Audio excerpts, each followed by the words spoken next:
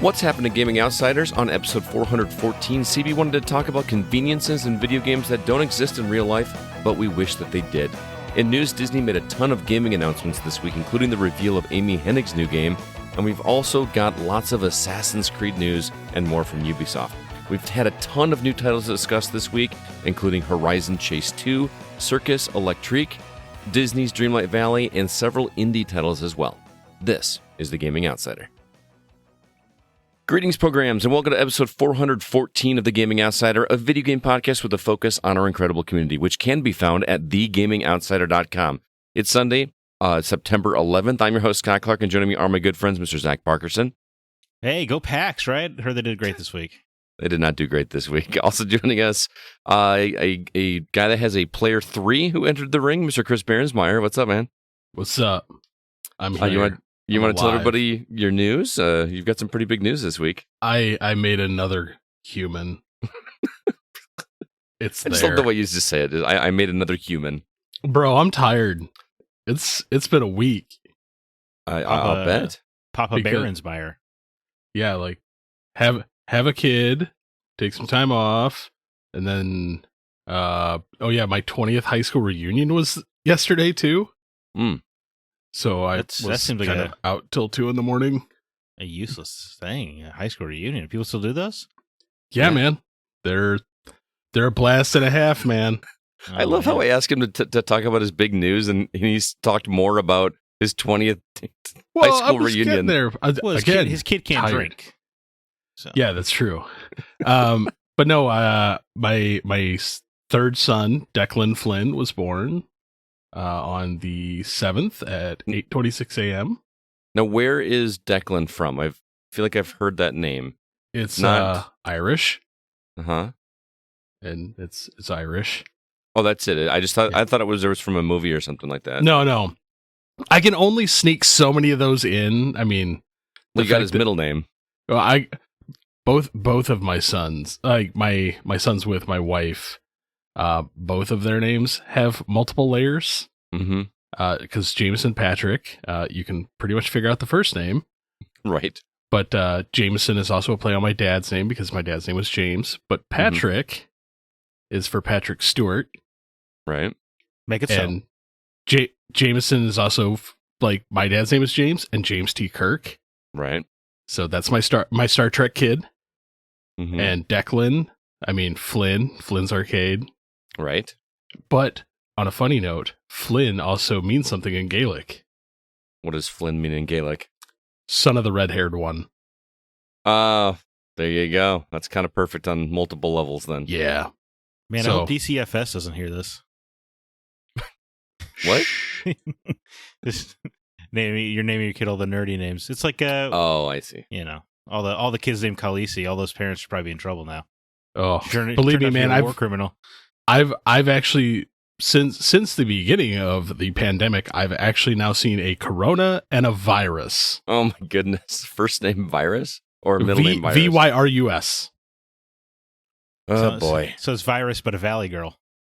Yeah, pretty much. Oh my god, virus! What are you doing?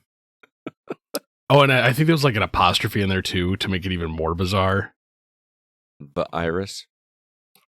She's of the future. Yeah, apparently so.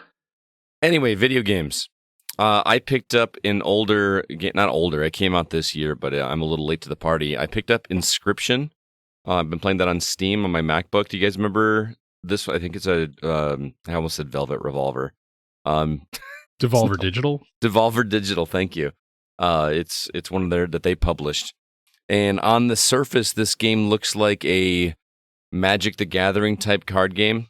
You know, where like you have a deck of cards and you're playing against somebody else and you're battling, and it pretty much is, but it's pretty intuitive. But you're playing against a person that you can only see their eyes, and they kind of do facial expressions just through their eyes. And in between rounds, you can actually get up and walk around the room and pick up objects. And there's a little bit more going on with this that makes it really clever. Like some of the cards will actually talk to you, like which is kind of in like your cards in your deck will talk to you. It's got a really creepy vibe to it, and I'm really interested to see where it goes. I got as far as beating the first boss, if you call it a boss in a card game, but everyone's just buzzing about Inscription, so I had to check it out, and I'm glad I did. I'm going to continue to play that one. It's pretty interesting, and I highly recommend it. Sweet. Also, I talked a couple of weeks about Video Game Fables. You remember that JRPG I talked about? It looked like it was kind of like the graphics from 3D Dot Game Heroes. Yeah. You know, that Zelda knockoff. I actually put in quite a bit of time in this game, and I am really digging this one a lot more. First off, Zach, you're going to like this. This is a JRPG, turn-based JRPG game that's about 10 hours long. Oh, there we go. Like, bring those back. Please bring those back. It's just really great. It's very straightforward. There is an overworld map, but there's no side quests. You just do the main story, and that's it. I mean, there are like treasure chests you can find on the map and stop along the way, but there's no side quests whatsoever. It's really cool. I like the battle system in this one because it's a little bit different than the ones I'm used to. It's got it does the Octopath Traveler thing where they have like the cards up at the top so you can see who's coming up next. And but they do something interesting in that you don't have any mana. So, you've got your typical, like, you can attack, and you can also use magic spells, which you can equip. But the trick here is that instead of using mana, you can use your magic spells anytime you want to. However, if you want to use it more you have to use it at a specific time for it to be more powerful. And that specific time is when you get a critical hit. So every time you attack with a regular weapon, there's a 40% chance that you're going to get a crit hit. And if you do, it kind of highlights this little box on your menu system that says, okay, I can use a crit hit on the next turn. And then on the next turn, if you use the magic spell, it makes that magic spell a lot more potent than it would if you used it by itself. So there's no mana. And the other interesting thing that they do is that, in a traditional JRPG, you level up. You get experience, and then you level up, and then your stats go up a little bit. In this one, you earn experience, and it tells you when you have enough experience to level up, but you actually can manipulate your levels up or down, which sounds weird. Why would you ever want to lower your total level?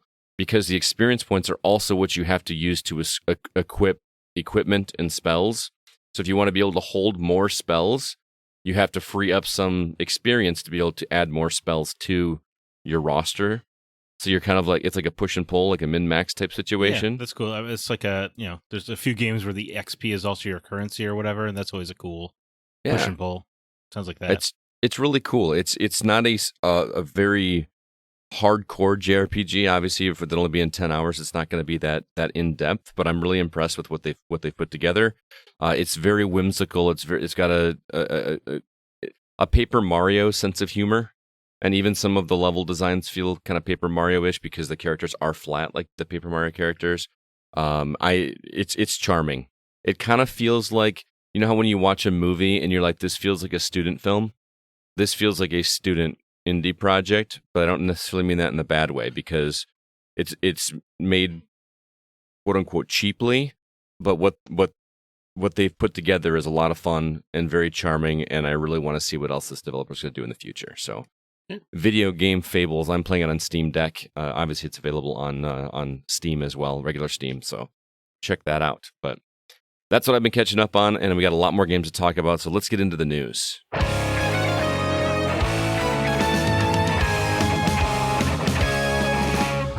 Got some new trailers to talk about. First off, we got a trailer for Cyberpunk 2077, an expansion for that game called Phantom Liberty.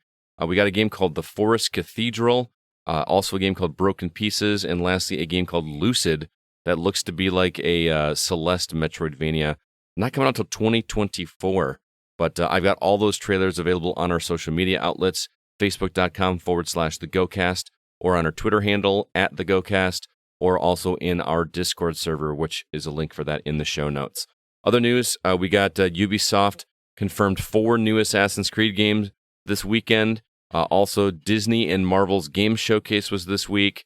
And lastly, the Xbox Series consoles are getting a noise suppression update. We'll talk about that, I'm sure. Zach, some beefy stories here. Where would you like to start? Since I'm sure the other two will get covered, I'm curious what you guys think about Cyberpunk ditching the support of the last-gen consoles. I'm not surprised. I think that after what they went through with the game launching on those consoles, they don't want to have anything to do with that again. But I also understand that people that purchase that game on one of those consoles and does not have a PS5 or an Xbox Series X could be upset because this is free DLC, right? I believe CD Projekt Red doesn't offer paid DLC. They just do everything for free, right? I mean, they do some paid stuff every now and then. Do they? Okay. I believe the Cyberpunk stuff was originally supposed to be paid, and then they basically had to give it away. Yeah, it's kind of in their best interest to make those not paid. So I mean, not very many companies sell 13 million copies and have their stock reduced 75%. That's pretty unprecedented. Mm-hmm. Yeah. But I understand it from their perspective, but dude, it feels like another twist of the knife if you bought Cyberpunk to me. Yeah, I mean, if you don't have a current console, it would suck. But even if you did buy it on that, you could still go, like if you're on Xbox, you just get an Xbox Series S or X and everything transfers, right? What do they call that in Xbox? Smart delivery. Smart delivery. PlayStation's probably going to be a little bit different. You have to pay that extra premium upgrade fee or something. Not for Cyberpunk, but yeah, no, it's nice that it's sitting there waiting for you. Mm-hmm. It's just, yeah. And I guess if you bought Cyberpunk on regular PS4 or Xbox One, you've probably already given up on trying to play it anyway. That's probably a good point. Final Fantasy VII Remake get something similar to this, where it was only available on current-gen consoles? It did, and that was much intergrade, and that was more egregious because the game runs perfectly great on PS4. Right. Yeah. So, I mean, it's not the first company to do this, but with CD Projekt Red, if I were them, I would be doing everything in my power to fix my mistakes. Right. Yeah. Because right now, if I was somebody looking to be like, hey, I need somebody to make a game. CD Projekt Red used to make good games, but then the whole debacle with Cyberpunk, I'd be like, I'm going to steer clear from this company for quite some time. I don't think that'll happen. I think people are completely fine continuing to buy gamers CD have no Projekt memory. Red games. Yeah, gamers have no memory. No accountability. I mean, look at Yes and no. Cyberpunk. Now the online discourse for Cyberpunk is like, oh, good on them for sticking with it and making it right. What do you mean? They launched a broken game. What are you talking? I'll hold them accountable. Mm-hmm. Nobody does. I mean, I'm probably one of the few that didn't have any issues playing through the game. Well, you were also playing it on a current gen console. Yeah. God, has it really been like? It feels so weird that the Series X has been out that long. Yeah. I understand. I agree with that. But especially because it's been such a slower drop off of last gen support compared to other gens. Yeah. So it doesn't even really feel. They don't feel that new yet. Still. Yeah. It's so bizarre because I guess that was over almost 2 years ago. Mm-hmm. Insane. It's insane. It's so bizarre. And we're gonna have to be in this console cycle for a lot longer than normal, right? Without a doubt. Not to mention like how many exclusive titles have come out. That's so the thing. far? Yeah, there's like not really like. I mean, people would buy it. That's the thing. They would sell out in a minute, right? If we were, if you go by the old 7-year cycle, like we're 2 years in and we have like maybe less than 10 for both. Right. Yeah. What do we just have? Ratchet and Clank, and Returnal. Ratchet Clank, Returnal. You're talking about PS5. Yeah, I was thinking about PS5, but Returnal's on PC now. But I mean, Demon's Souls remake. That doesn't count. Okay. I mean, it's a PS3 Last game. of Us. You can play that Part game on 1. PS3. It's also a PS3 game. But it's Last of Us Part 1. Oh, it's got the part in there. You're right. Totally different game. I know. How did I not see it before? You know what? I retract everything I've said about it. I also wanted to talk about, while you're talking about trailers, the Forest Cathedral. I don't know if you guys watched that trailer. That one intrigues me. It gives me some the pedestrian vibes, where like you're kind of controlling something on a little screen, but like you go through the game kind of like The Witness, and then there are screens that you come across where you play like a little mini game. I don't know. It just looks really, really clever. So that one is on my radar for sure. Actually, I'm working on trying to get an interview with the developer of that game. So look up the Forest Cathedral. Nice. Sweet. All right. What about you, CB? Well, let's let's address my hatred right now. Your hatred? Oh, I'm intrigued to see. Let's hear it. I am so confused with what Ubisoft is doing. Do you mean like Assassin's Creed Incorporated? Yeah, good. Hey, we're gonna make this hub, and like all future things are gonna go through this hub. So we created like, I don't get it, man. I mean, I get it from the lore of Assassin's Creed. Like they're gonna treat it like it's an Animus, right? Like you go in the Animus and you go into the game. Yeah, like but they even said that you are the main character of the next chapter of the Assassin's Creed story, which had me groan, but it is what it is. Oh, so we finally get the real life side of it again, but it's me living my life. Well, because yeah, I care about the modern day story, so I tried to pick up the scraps where I could, and they just said that the storytelling of the modern day story will evolve, and yeah, you will be the main character this time, and Infinity is your animus and your hub into these RPG adventures or whatever. And like, we still didn't even tie up the modern day storyline from the last one. No, and they also specifically said they didn't want none of the modern day story will be too heavy because they didn't want to confuse players who might not know who Desmond or Layla or these characters are. So it sounds a little bit like they're giving up, but we'll see how it goes. God, that pisses me off. And then finally, like, okay, the one thing I'm excited about because it's finally happening. We're getting an Assassin's Creed in feudal Japan. It's not like we haven't been asking for this for almost like what, 15 years? I can't read Scott's face right now. This looks like a scowl. No, I feel like they hyped up this whole Ubisoft Forward thing, and I feel like we didn't get as much we didn't get a ton of information. Like, we got a bunch of things thrown at us, but I felt like I walked away with more questions than I had answers. Distraction. Yeah, I agree. Like, the Infinity specifically confuses me because it's this hub where all the other games will live. But it just sounds like, so I just need a separate launcher to buy Assassin's Creed then? Well, and that's like, where what is Infinity doing for me? Right. Because this the Assassin's Creed Infinity thing to me seems like a like remember BattleNet for Blizzard? Yes. Yeah. Where it's just like, oh, you log into this or Steam. That's what it was making me feel like. I always feel like it's the Epic Game Store, but only for Assassin's Creed. Yeah. But they're like, oh, it's going to be it's like the Epic Game Store, but it's in a 3D environment that you can walk around in. Right. It'll be like those Namco arcade games on PS1. Oh, yeah. I remember those. You just walk around a museum. You're like, oh, I guess I do want to go to Japan today. Yeah. I think this is going to like fall hard on its face. I definitely won't say that. Yeah, I think it will. I'm just, I'll tell you what, I'm intrigued. Actually, you know why I think it will? Because I know another game that did the exact same thing. Did it have Jump Force? Well, that is not the Assassin's Creed brand. Yeah. Yeah, but Jump Force actually had bigger names in it. Right, but Jump Force, anyway.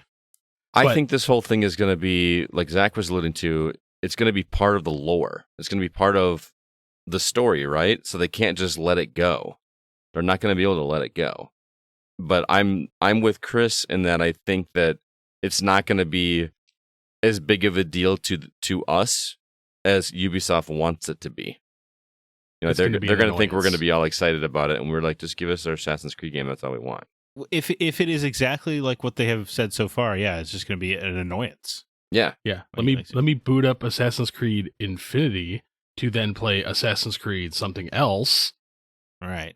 Well, are they going to plug in all the other Assassin's Creed games in there? Like, can I access, original Assassin's Creed all the way through? But, well, actually, no, you can't, because then it breaks the lore, because that's Desmond Miles' story and Layla's story. That's right, yeah, because you access Ezio's memories via Desmond's genetics, right? Yeah. Right, but you could be you as the player going into this is so like Inception layers. Level of confusion right now. Hitting layers. Like, you player going into an Animus to relive Desmond's memories of when he went into his Animus, or go into Layla's, you know what I mean? Like, you could be going down the levels, so to speak. I'm sure they will just ignore all of that and just let you play Brotherhood for $20. Right. Probably. Yeah. But, okay, moving forward, though, I am excited. The feudal Japan forward. part. Codename Dread. Yeah. Terrible name. I'm glad it's a working title. Well, yeah. Super excited about that one. Then immediately utterly confused over Assassin's Creed Hex. See, this one I'm excited for. I didn't say I'm not excited. I'm just confused. Because now my guess is this is going to take place in Salem. Right. That would be my assumption as well. Mm-hmm. And I love the picture of the Assassin's Creed logo that's made to look like the Blair Witch Project. Yeah, the blatant ripoff of the Blair Witch. Yeah. Yeah. So, hey man, it could be in the hills of Tennessee for all we know. I don't know. So the hills I'm have eyes. that'd be more Arizona. But I didn't know, man. I was just trying to make it whatever. Japan. Japan. But I'm excited for those. And then we have Assassin's Creed Mirage. So it's set in Baghdad, but 20 years before the events of Valhalla. Right. Oh, hold on. Let's back up. So Japan is going to be like a 100-hour RPG, right? Without a doubt. That's what they said? I'm pretty sure that's what they said. Yeah. That sucks. I don't want to play that. No, shut up. I'm excited. But then Hex is supposed to be a horror mystery set in the Assassin's Creed universe. That sounds cool. Mm-hmm. So 8 to 10 hour game. Perfect. That'd be cool. Yeah, if this was like Infinity was a hub for like 8 to 10 hour little stories of Assassin's Creed, that'd be sick. But then they were like, Japan's gonna be like, one of our huge RPGs. I'm like, boo. I already have a Ghost of Tsushima. I already have a George. A George? Seinfeld. Oh. And I don't know this character, Basim. You played Valhalla, so you know that character. Is that I assume it's a major character? Yeah. No, he's kind of like your go-to guy when you're like, oh, I want to learn more about the Assassin's Brotherhood. Oh, okay. And like he's the dude. So I'm kind of excited for that one because I liked Basim's character. Right. But that's probably gonna like tie into the rest of the actual Assassin's Brotherhood. But then like the other thing is like this multiplayer thing with the Infinity Hub. My guess is this is going to be. Hopefully, they're bringing back the assassination game from Brotherhood. Right. Yeah. But it'll just be like in the hub. Like, oh, you want to pit against other assassins? Go. Well, and I'm sure it'll be a great way for them to monetize a multiplayer. Yep. Assassin's Creed. I enjoyed the hell out of that mini game. No, me too. Yeah, it was great. I played a lot of it in Assassin's Creed 3 especially. I liked it a lot. So the thing that intrigues me the most about Mirage, though, and we kind of already touched on this last week, is that they were talking about this going back to the series roots. The OG roots. Yeah, the 3 pillars of the original game: stealth, parkour, and assassinations. Which were there even assassinations in Valhalla other than like a boss that you? I mean, I wouldn't call them assassinations. Right. Yeah. Not in the sense of like the original games. Like those felt so cool in the original games, where like you would sneak through and try to figure a way to work yourself into a compound, sneak up behind this guy, stab him once, and he's gone. Whereas like Zack was talking, because I think he reviewed Odyssey. Yeah. Odyssey. Yeah. Infamous review of mine. Right. And in that one, like your blade wouldn't even kill a guy. It would just like bring his health down a good amount. Right. Self-attack only hurt them. Oh, it sucked. Yeah. So if this goes back to doing what made Assassin's Creed awesome, that's what I'm all about. Yeah, dude, I'm full blown excited for Assassin's Creed Mirage. Yep. Yeah, that one's gonna be fun.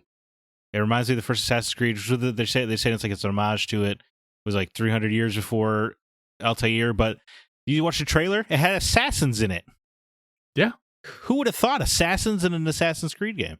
Yeah. It's a pretty wild concept in this day and age. He even did the finger removing thing. It was awesome, and yeah, this sounds great. And it's only one city. It's not an open world.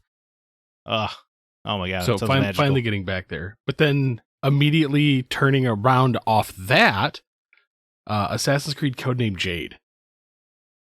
Let's make a mobile Assassin's Creed, like mobile open world. I mean, why not? We're gonna play Assassin's Creed Go. This is for a generation of people that are not me, I think, because I could not imagine playing Fortnite on my phone, but kids do it left and right. So or Minecraft on my phone, I don't want to do that either. But obviously, I think you're going the wrong direction with this. because I see when they said open world game in Assassin's Creed, I'm thinking it's going to be like the Jurassic Park one, the Harry Potter one, where you're going around and collecting lore. Well, you're talking about AR games, augmented reality games. Yeah. Oh no, I think it's No.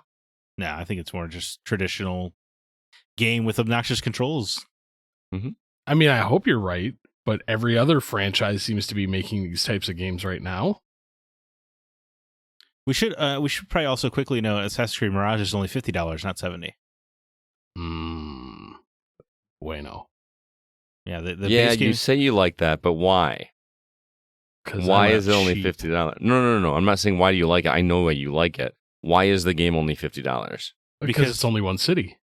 Right, because to their mind, if you give a 15-hour Assassin's Creed to a group of fans that have expected 80-hour games at full price, you're gonna hear nothing but complaints on Twitter and stuff. I'm okay with that then, because I would happily pay $50 for a 15-hour Assassin's Creed game, and then be able to move on. Yeah, I would probably do it every year if they did. If that Hex game comes out to be like 8 to 10 hours, I could see them being like, this is a $40 game. Mm-hmm. Yeah, that'd be great. I'm in.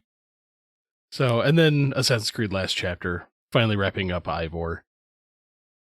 I would have thought the 120 hours of the base game would have wrapped up a story, but I guess not, huh? No. Could you imagine if a TV show had 120 hours of episodes and they hadn't wrapped up the protagonist story yet? Yeah. I mean, it'd be Law and Order. There's probably like a few of those. Anything Netflix does anymore, just cancel it. Yeah. Other things though from Ubisoft Forward, Mario Rabbids Spark of Hope, don't care. It's got Rayman. Ooh, special. I like Ray. He's been a missing person for several years, so it's good to see he's alive. Yeah, the last Rayman game I played was a mobile game, I think. It was actually decent. Oh, Rayman Run, right? Yeah. The most unfortunate release of the year, Skull and Bones. If it comes out this year. Oh, it's going to come out this year, but it's unfortunately wedged between so many other things. I think they're just putting it out to die at this point, right? Yeah. They have no faith in this product. They can't drag it out any longer because it's been delayed how many times now? Dude, that was announced not announced. We saw it on the show floor, our first E3. Yes, that's what I'm saying. Yeah. It's finally time to just put it out to pasture, let it run. And confusingly, it was playable. Like on the show floor, not even behind closed doors. Right. It was like they had lines for you to go play it. So it took them 6 years to change the name? To polish it and put a name on it, I guess? I don't know. Yeah. Trackmania is coming to consoles. I'm okay with that. Just Dance 2023. Stop making these. Stop buying them. I don't. I wait. I have them in my collection. I just wait till they're in the dollar bin at a Walmart. Yeah. Millions of people, none of whom listen to a video game podcast, buy these games. Yeah, apparently so. Rainbow Six mobile game. Now, this is where I started to get interested again. The Division Heartland. Is this a battle royale? Division? I love the Division, man. Oh, I love the Division too. Yeah. And it's in the Midwest. So, I want to play. I haven't played that in so long, but I did really like the Division and the Division 2 from when I played. Mm-hmm. Yeah. And then finally, Netflix and Ubisoft are teaming up to make an Assassin's Creed series that's going to be canceled probably before it even releases. I'm sure it will have the same amount of respect and love poured into it that Resident Evil did. Yeah, I'm willing to bet even less. They're going to bring back Michael Fassbender. Oh my god, wouldn't that be? What a cameo! God, I forgot. I straight up forgot they made an Assassin's Creed movie. I kind of want to go back and rewatch it because I saw it in the theater and never saw it again. Is it that bad? It only gets 10 times worse with subsequent viewings. Dude, I feel like I fell asleep in the theater. Like it takes a lot for me to fall asleep in a theater, but I fell asleep when I saw Assassin's Creed. Yeah. So I'm surprised with the canceling of the Resident Evil series. Mm-hmm. Ubisoft just didn't yank this off of their thing like right away. They're like, nope, never mind. Well, hopefully it was the show Resident Evil that made people not watch it. Hopefully maybe Assassin's Creed will be great. Man, is that Zach being optimistic? No, it's going to be terrible. It's going to be terrible. I'm sorry, but when was the last time Netflix actually made something that lasted more than 4 seasons? On a consistent basis, I guess I should say. Because they've done a couple I don't necessarily shows. want shows to go for that many seasons. Like Ozark was perfect with 4 seasons. 4 seasons. That's what I said. 4 seasons. Yeah. Perfect length. That's fine. I mean, yeah, but you got to get past the first season. You also have to get people in the writers' room who actually play the games. Yeah. Or care about writing. Right. You can't have the antagonistic attitude like the Halo showrunners do towards the games. Yeah. Why would I go look at the original source material? Yeah. Sickens me that you would even suggest I look at the video games. Ugh. There were other stories from the Ubisoft forward, but I just kind of picked the ones that I thought would be worth talking about. There was a lot of other things that just didn't interest me too much, but we got to talk about the Disney. What does D23 mean? Why is it D23? No idea.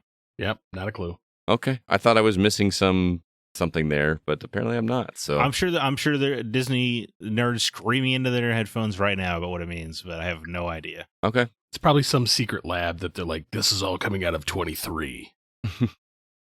But the big news from that, at least for the three of us, is Amy Hennig's new game from Skydance Media was shown. Don't have a title, but it was a weird teaser-y trailer that features Captain America, Black Panther, and 2 other characters who I don't know because I'm not as familiar with the source material as you guys are. But what is it, Gabriel Jones and Nanali? I guess those are from Cap's story and never Panther's heard of Nanali. Gabriel Jones is in the Howling Commandos, but he's kind of an irrelevant character. Yeah, he's a background guy. Oh, okay. He's a real Z-list character. It really feels like we need some shooting levels in this game.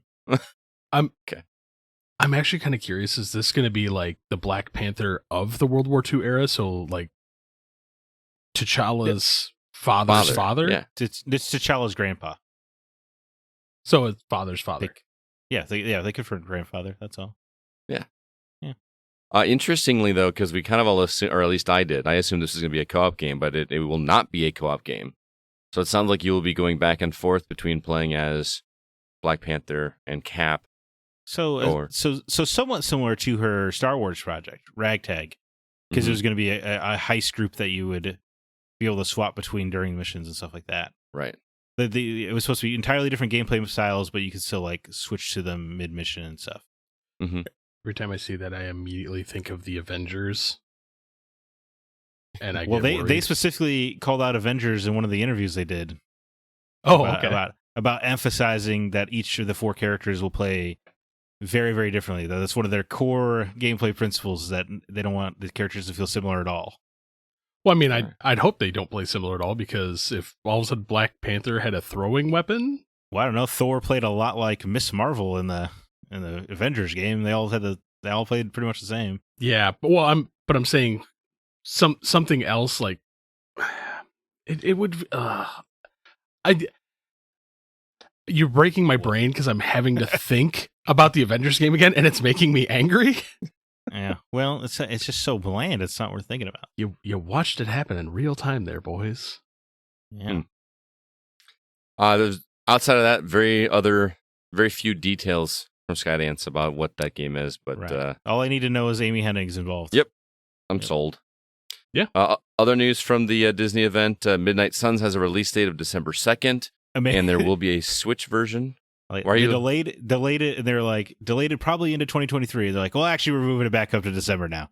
Hey, I'll take it. It's really funny. A visual novel called Tron Identity from Mike Bithell.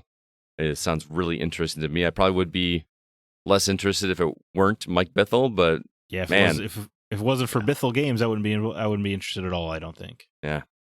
Disney Illusion Island. It's a little platformer game where you play as like some of the older Disney characters. Marvel World of Heroes, an AR game made by Niantic. There you go, CB. See, I'm telling you, man, everybody's making them right now, and they're irritating. I just don't. I think you can only have one. Pokemon is perfect for the format, right? But with Harry Potter and Marvel, you really have to wiggle it into making sense. The Harry Potter one anymore? No, I think it got shut down, didn't it? Or is getting shut down? I think so, because there's also still the Jurassic Park one. Oh wow, I forgot. That even makes more sense than Marvel to me. Yeah, What are you capturing in a Marvel game? You're fighting a bunch of Hydra soldiers. Infinity Stones? No. Like there's gonna be like thousands. they're of them? gonna tie it into probably scrolls, and you're gonna be going around scanning people. My thought was Infinity Stones as well. There's the stone. It's not just stones from our universe, but the multiverse. Oh, there you go. So now there's thousands of them. Stop. We got a gameplay overview for Avatar: Frontiers of Pandora, a collectible card game called Marvel Snap. Just a reminder that Return to Monkey Island is releasing on the 19th, which is also Talk Like a Pirate Day, which is funny. Gameplay trailer for Aliens Dark Descent. I know CB was stoked about that. I think it looks good, man. Yeah, Mhm. I'm there day one. And the weirdest one to me, Gargoyles Remastered, coming to consoles and PC. I did not know that was something that people were clamoring for. I'm in. Yeah, I mean, I am actually, too. I'm excited for it, but I've been noticing a lot of these old properties have just been randomly showing up. Like what? So, oh god, they just redid the Toki game, Mm-hmm. so that one got redone. But I was scrolling through my Xbox earlier today, and I saw one, and I was really tempted to buy it. I can't remember what it is off the top of my head now, but TAC was another one. What was it on originally? NES? Gargoyles? Yeah. That was 90s. No, wasn't it? Sega Genesis. Sega Genesis? Okay. Because I have it. I was going to say, do you have it? Maybe we could do It's expensive. Oh, is it? Oh. Do they have a super compressed audio of Keith David in it? I believe actually there is some. It's a Keith David similar Sounded like- voice. It's not Okay. him, but I didn't know He's- Keith David was in that. he's the voice of Goliath. Yeah, I never man. watched the show. I don't He's know. the gargoyle. He's one of the Right, but gargoyles. He is a gargoyle, but he's also the gargoyle. He's the main character. I've heard that people love that show. Like, It's Totally bangs a human cop. Pretty good. really? Yeah, I remember it being great. I'm gonna, Was he the I'm- gatekeeper? Or the She was the key keymaster? master. And then it's on my list of shows to rewatch soon. So I'm actually, It's Sun this works Disney out. Plus. I know that's why I'm gonna rewatch it. It looks great. Also, Disney Dreamlight, which you'll hear CB talk about here in a little bit. It's also going to be getting a Toy Story realm later this year. There's an MMORPG shooter set in the Avatar universe called Avatar Reckoning. Which sounds to me like Battle Royale. Yeah. Also, it's mobile. What a disappointment. It actually looked kind of cool, but Mm-hmm. c'est la vie. Lego Star Wars: The Skywalker Saga is getting a Galactic Edition with 13 new character packs. A racing game called Disney Speedstorm is getting racers from Monsters, Inc. And then lastly, Marvel Strike Force, which, Zach, you played that, right? Yeah, I used to play it. Yeah. Yeah. They're It's adding fine. Red Hulk, which Cool. I didn't even know was a thing, but I don't know. No, I'm thinking of Red Hulk is Thunderbolt. Thunderbolt Ross, right? Yeah, Yeah. okay. But there's Red She-Hulk, and that's Betsy, right? Yeah, it's Betsy. Yeah, okay. Because Okay, making technically sure there's so- also Gray Hulk. Right. But Red She-Hulk gets horny. So yeah, out of that, I'm stoked for Monkey Island. I'll talk more about that, but yeah, the Gargoyles thing was just like a random. It was so random to me. It's a good Genesis game, man. Is it? Yeah, it really I'm is. excited. Yeah, I mean the character, you could make a easy side scroller that plays like the Batman side scrollers with that character. I've never actually played this game, but I'm excited to play it now. Is it going to be like the Disney Afternoon Collection kind of remastered, where Dude, it's just I really hope they start doing some of those, like the animated series games that they did. mm-hmm. Because then you've got also like Bonkers. bonkers? Yeah, there was Bonkers, Eek the Cat. I remember Eek the Cat, The Tick. The Tick game is hard. That's But an yeah, odd show. I want that. See, that would be more fun. Like Afternoon Collection is put all those platformers together. Mm-hmm. I'm with you. So- I liked it when they did the DuckTales remastered, where they actually like made a whole different game, like same concept and everything, but just like actually redid the game. Yeah. I love that. I would play through that again. But All right, well, let's go ahead and move on. We'd like to remind everybody that we are an independently funded podcast, and if you'd like to help us out, you can go to patreon.com/thegocast. Get you some extra content if you donate as a subscriber. We do appreciate it, and we'll have bonus episodes available for you very soon in the future. If you'd like to help, again, it's patreon.com/thegocast. Let's go ahead now and jump into the newer games that we've been playing.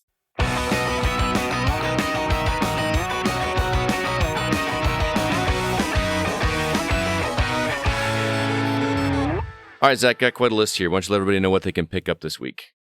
Little Orpheus breaks free of the chains of Apple Arcade and makes its way to PS5, PS4, Xbox Series consoles, Xbox One, Switch, and PC September 13th. Freedom Planet 2 is finally hitting 1.0 after about 6 or so years of development on PC September 13th. Isanzo was a Verdun follow-up. I think that's how you say that. Yep. World War I shooter, PS5, PS4, Xbox Series consoles, Xbox One, and PC September 13th. 13 is coming to Switch September 13th. It's worth noting this is a remaster of the 2020 remake from a different team who did not at all handle the 2020 version because it was such a disaster. And if you own it on PS4 or PS5, or you get a free patch that'll give you the new game, basically. So you have to buy it again. You do not have to buy it again. Nice. Which is cool. But also, it's funny to think that like the game on your disc is going to be a different game than the one you are playing. I know. That's wild. Voice of Cards, The Beast of Burden, the next Yoko Taro card RPG, comes to PS4, Switch, and PC September 13th. You Suck at Parking comes to Xbox Series consoles, Xbox One, and PC September 14th. That looks like a perfect little Game Pass game. Metal Hellsinger, which I assume appeals to Scott, makes its way to PS5, Xbox Series consoles, and PC September 15th. And also coming to Game Pass. I didn't know that. Yeah. Oh, I didn't realize. I didn't catch that either. Yeah. That's great. I guess I will play that. Outer Wilds gets its next-gen version to PS5 and Xbox Series consoles September 15th, so you want to see what all the hype was about. Splitgate enters 1.0 as the developer moves on to other things, comes to PS5, PS4, Xbox Series consoles, Xbox One, and PC September 15th. Wayward Strand comes to PS5, PS4, Xbox Series consoles, Xbox One, Switch, and PC September 15th. And then Return to Monkey Island, I think I have the wrong date here, right? Because it comes on the 19th? Mm-hmm. Chocolate Pirate Day. So let's Return to Monkey Island comes to Switch PC the 19th. And then There Is No Light comes to PC September 19th. I mean, you guys already know I'm all about Metal Hellsinger, but Return to Monkey Island as well. I cannot wait to play that game. I grew up playing the original Monkey Island games. I actually have the theme song in my head right now. I think I've told you this before. I actually decided I was going to write a novel based on the original game. Like I wanted a novelization of the story. Man, I wish I still had that. I would. I literally went through. A novel about. What's that? What a strange thing to write a novel about. No, it wasn't like I was writing the novel. I played the game and then wrote it in a novel form while I was playing it, copying the dialogue, but also I did it with Ocarina of Time when I was a kid. Oh, did you? Yeah. Look at that, twinsies. So yeah, Metal Hellsinger and Return to Monkey Island for me. You Suck at Parking. Yeah, that makes sense, dude. As soon as I saw this trailer, I thought of you. Thank you. Yeah. That, and I actually ordered a copy of Wayward Strand. Nice. I like my little Switch games sometimes. Well, as for me, I have a morbid curiosity about this 13 version because the last one wasn't good at all. So I'm just like, why bother? It was already weird to remake 13 in the first place because it undersold in its original form. But I thought it was I thought everybody loved it though. Like it was. No, yeah, it was great. Except for David Duchovny did the voiceover and it sounded like he was falling asleep while he was doing it. But otherwise, it was great. But yeah, but it's just like such an obscure property. And then to then add the extra resources of we're going to just completely remake it again is crazy. What a choice. What a choice. I'm curious because I actually never played the original, so I would actually like to give it a shot. But I'm glad I held on to my disc. Mm-hmm. Oh, you got a disc of the original game, like the OG game, or the remake? Well, I have the OG one? game, but also the remake one. Oh, that was bugged, and apparently now if I put it in, I get the patch. There you go. Do you have the version where they pretty obviously just trace over Sam Fisher for the cover? Yeah. Yeah, it's pretty blatant. It's not even like even has the same hair color. It's pretty bad. Anyway, Kind of like Metal. What was it, the second Metal Gear game, Snake's Revenge? That was. oh yes, yeah, not too dissimilar. Yeah, it was literally Michael Biehn from Terminator. Yeah. Yeah, it's pretty bad. I wanted to be excited for Voice of Carson, but this is the third one in less than a calendar year. Weren't the others on mobile? No, they're PS4 and Switch. Oh, okay. Yeah, For some reason I had in my head they were mobile games. Ranking them out. I love Yoko Taro stories, but the gameplay is not so good that I want to do 3 of them in a year. Right. That's I don't know. I don't understand the logic in pumping these out this quickly. I don't either. But oh well, whatever. Video games. Speaking of video games, Horizon Chase 2. Yes, sir. You've been playing this. You play this on your phone, correct? I have. It's coming to Apple Arcade, and it's also coming to other platforms as well too. But that's where I've been playing it as an iOS. I did not play the cost of $4.99 a month. Yeah, I actually had a free trial of Apple Arcade. That's what I was playing. Remember I played Galaga Wars Plus or whatever a couple months ago? Yeah. But no, I actually was sent a copy of this one to try it out before it released. It's available now, but I did not play the original. I believe Sean reviewed the original Horizon Chase for us back when that released, and I didn't even know this was coming until I got a press release on it, and I am really enjoying it. It's scratching that Cruisin' USA itch from the arcades. Remember Cruisin' USA? Oh yeah. It's just very arcadey. Yeah. It's it's very simple to control. You're doing the gas in the bottom right hand corner on the touchscreen. And I've not played a lot of racers on phones before, but to brake you just release it. So like letting off the gas is actually an automatic brake, which is I guess bizarre. that's smart, right? Because I mean, why else? No, I guess never mind. I take it all back. Because I'm used to racing games where you're feathering the gas. Let off. That's why I took it back. I realized I was speaking stupid things. No, it's all good. But there's a way to drift, like when you turn, if you're braking and then you accelerate out of the turn, it'll actually start to drift, and you have to kind of control that drift. The interesting part is that I have a backbone, and I cannot I have to take off the case for my phone to use the backbone, so I just never do it. So if anybody wants a backbone, let me know. I'm just that feels like such a little thing. What, the backbone? Having to take off your case and put it back on. I mean, it's one of those cases where if you take it off and back on over and over again, I feel like it's going to break the case eventually. You know what I mean? Like it's one of those that's like very. It doesn't add that much thickness to the phone. It's like that small or thin of a case, and I'm just worried about snapping it. Phone condom. No, it's not. It's not. It's still hard plastic, but anyway, the steering. Let's get into your phone case. No, let's talk about this. No, I'm talking about Horizon Chase 2. The turning is in the bottom left-hand corner, and the thing that drives me a little bit crazy is that the boost button is like right above the steering.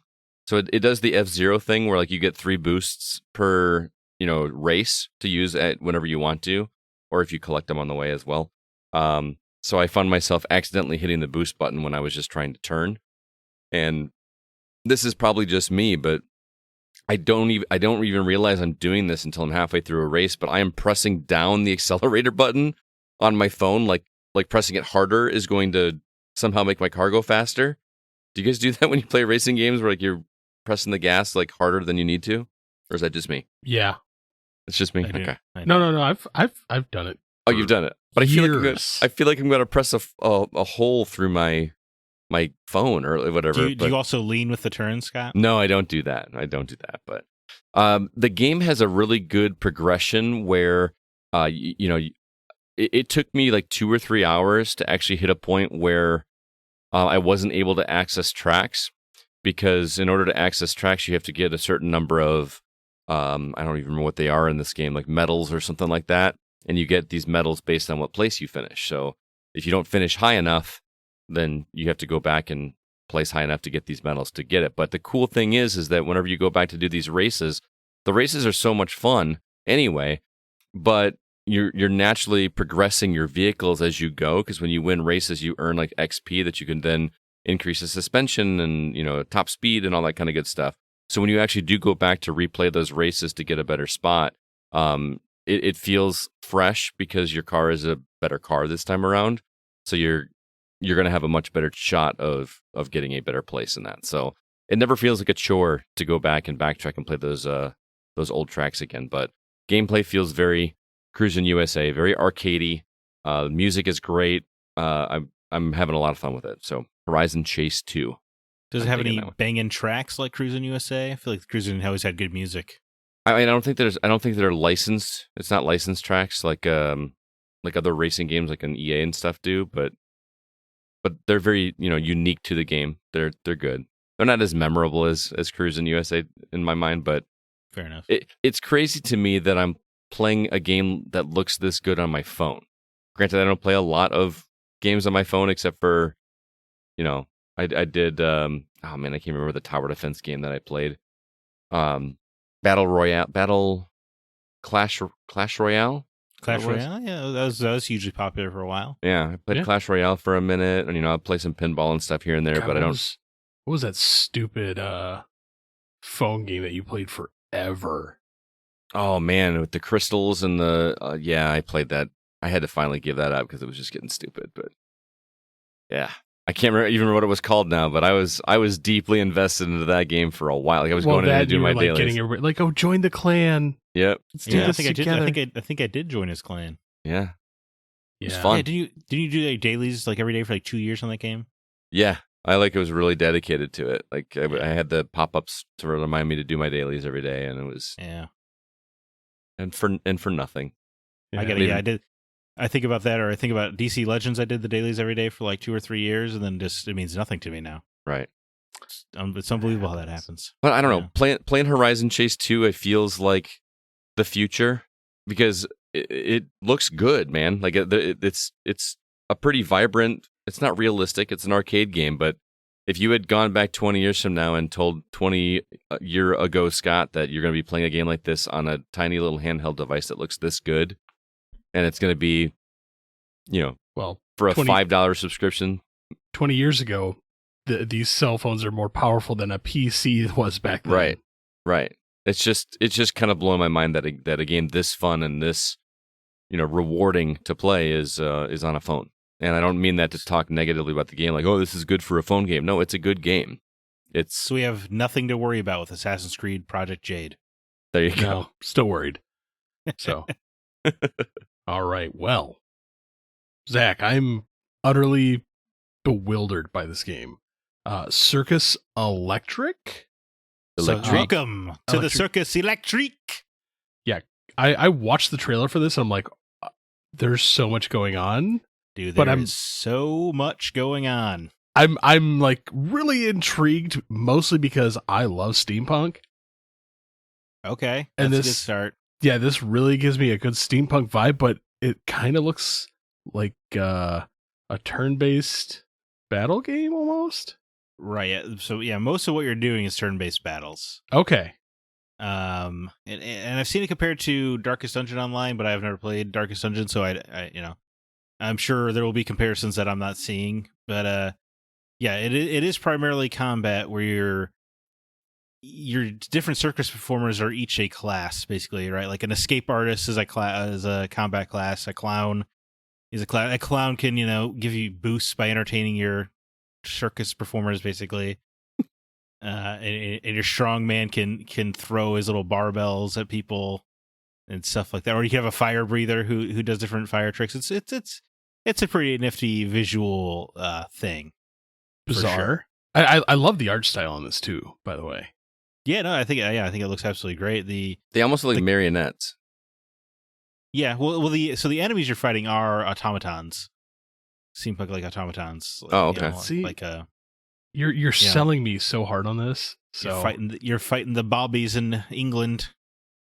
Yeah, but if I guess I should just talk about the combat up front, since that's what you're doing most of the time. It's all about positioning. So each character class has preferences about if they're in the first, second, third, or fourth row on your side, right? And that sounds like the other game that they had where you had the 3 rows. The same developer. We talked about it last week when you were talking about this game coming out. Operencia? Operencia, yeah. Okay. And boy, God, there's a lot going on in this game. I'm trying to keep it all straight. But each, so your strongman, right? He might like to be in the first or the second row, right? Mm-hmm. Because he's a big bruiser, he can take a lot of damage.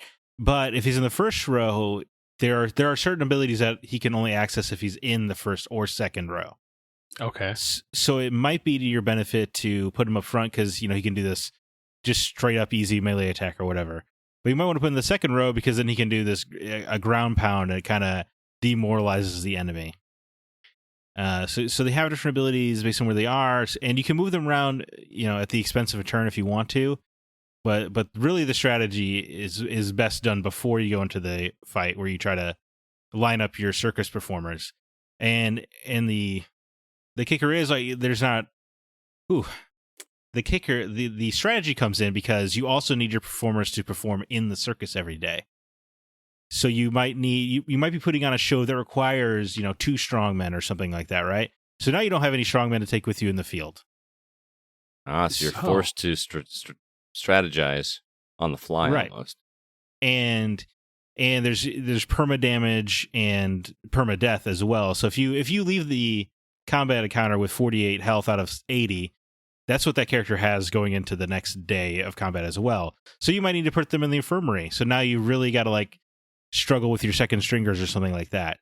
So the game creates interesting opportunities for you to need to use all of your people. I got in a bad situation playing right before I was coming on where I only had 3 people ready for combat out of 4. So I was going into a battle, with a leg down basically. And and combat is it's not super difficult. But if you don't have a full team, it's definitely more challenging. So is it kind of like forcing you to go out of your comfort zone, like you just not allowing you to get comfortable with certain characters? Yes, I think the game does a very good job of make sure you're not comfortable. The way you were explaining that to me, it's like if you crossed XCOM with Plants vs. Zombies. Okay, I can see. And then mixed in a little story element as well. Yeah. We're we have circus performers too. Well, and then the circus thing is also smart because there are different performances you can put on, right? But the novelty wears off in England, so you can't just keep doing the same one using the same people because then people get bored, and now you're getting less XP and less money and less rewards, basically. So you have to you need to rotate your characters to keep things fresh. So I would say the game is pretty well designed in that way to make you can't just rest on your laurels and have this go-to crew basically. So are you performing in the battles, or are the battles just a battle? So battle is just a battle. I mean, they're doing circusy things, like I was saying, like fire spitting or whatever. Right. But or the escape artist can slap handcuffs on enemies and stuff like that. But the circus performances are happening in the background while you're fighting, basically. So you set up the circus, and then it's just automatically putting on a show while you're exploring the streets of London. And the streets of London is a little map you go through that's not, I guess, too dissimilar from a Super Mario World map where you're just kind of picking nodes along the way. Okay. And different paths can be do I go to the left where there's 2 treasure chests and then a fight, or do I go to the right where I can get a fight out of the way kind of thing? It's you're picking forks in the paths essentially. Okay, so now we're mixing in some Slay the Spire. Yeah, I was just gonna say that. Oh yeah, see, I wouldn't understand that comparison either. Wow, see, to me, this is all fresh. This game sounds it sounds super fresh, but there's so many different game elements that they've added in, combined together to create this. Yeah, definitely. I would say that's true. I just wish the trailer wasn't so busy. Well, because if I saw this trailer though, I would be like, I don't really want to play this because it looks like there's way too much going on. Yeah, I feel like the game also gives you more information than I think you need. It's always telling you about all these resources and stuff you have back at your circus, but they've never come up in a meaningful way. They get replenished faster than you could use them anyway. But there's also 20 categories of them, and it just feels like somebody at the office got bored or something and was like, yeah, I guess I'll add an extra category of meat or something like that. It's just it's a little over designed in that way, but it ultimately doesn't matter. And then there's a bunch of stats on your. There's just like a lot of information given to you that I feel like you don't need it. So it looks a lot busier than it actually is. Like there's a lot of stuff during combat. Like you have your health meter, but you also have a oh boy, what do they call it? It's their basically the loyalty meter. I can't think of what they call it in the game. Their loyalty to the circus or whatever, and it can get dedication meter, and they can be more or less dedicated to the circus. But and my understanding is if they get too low dedicated, they'll just quit the circus, which is interesting. But in my experience, as long as you have a clown, he can just boost everybody's dedication anyway. So it's not like a super concern. It's been like a concern in maybe one battle. So it has a lot going on. The little bit I'm like, I think you just need to get out of your way just a little bit. Get out of your own way just a little bit. Just back up. We're having fun. We don't need all of this. We don't need every system under the sun. we're having fun, guys. But is there a skill tree in this too? Luckily, there's not a skill tree so far. They just wait for them to drop it right on you. Your performers do level up, but it's not. No, it's not an overwhelming skill tree scenario. Okay. Yeah, but you can also upgrade your circus and stuff. There is a lot of fun stuff going on, and it's and everything has been meted out in a nice measured pace. Like there's some crafting stuff happening, but they didn't introduce it until like 2 or 3 hours into the game at least. So it's just kind of like they're ramping things up slowly. But it does feel a little bit like, calm down, guys. You didn't have to put everything in one game. How's the story?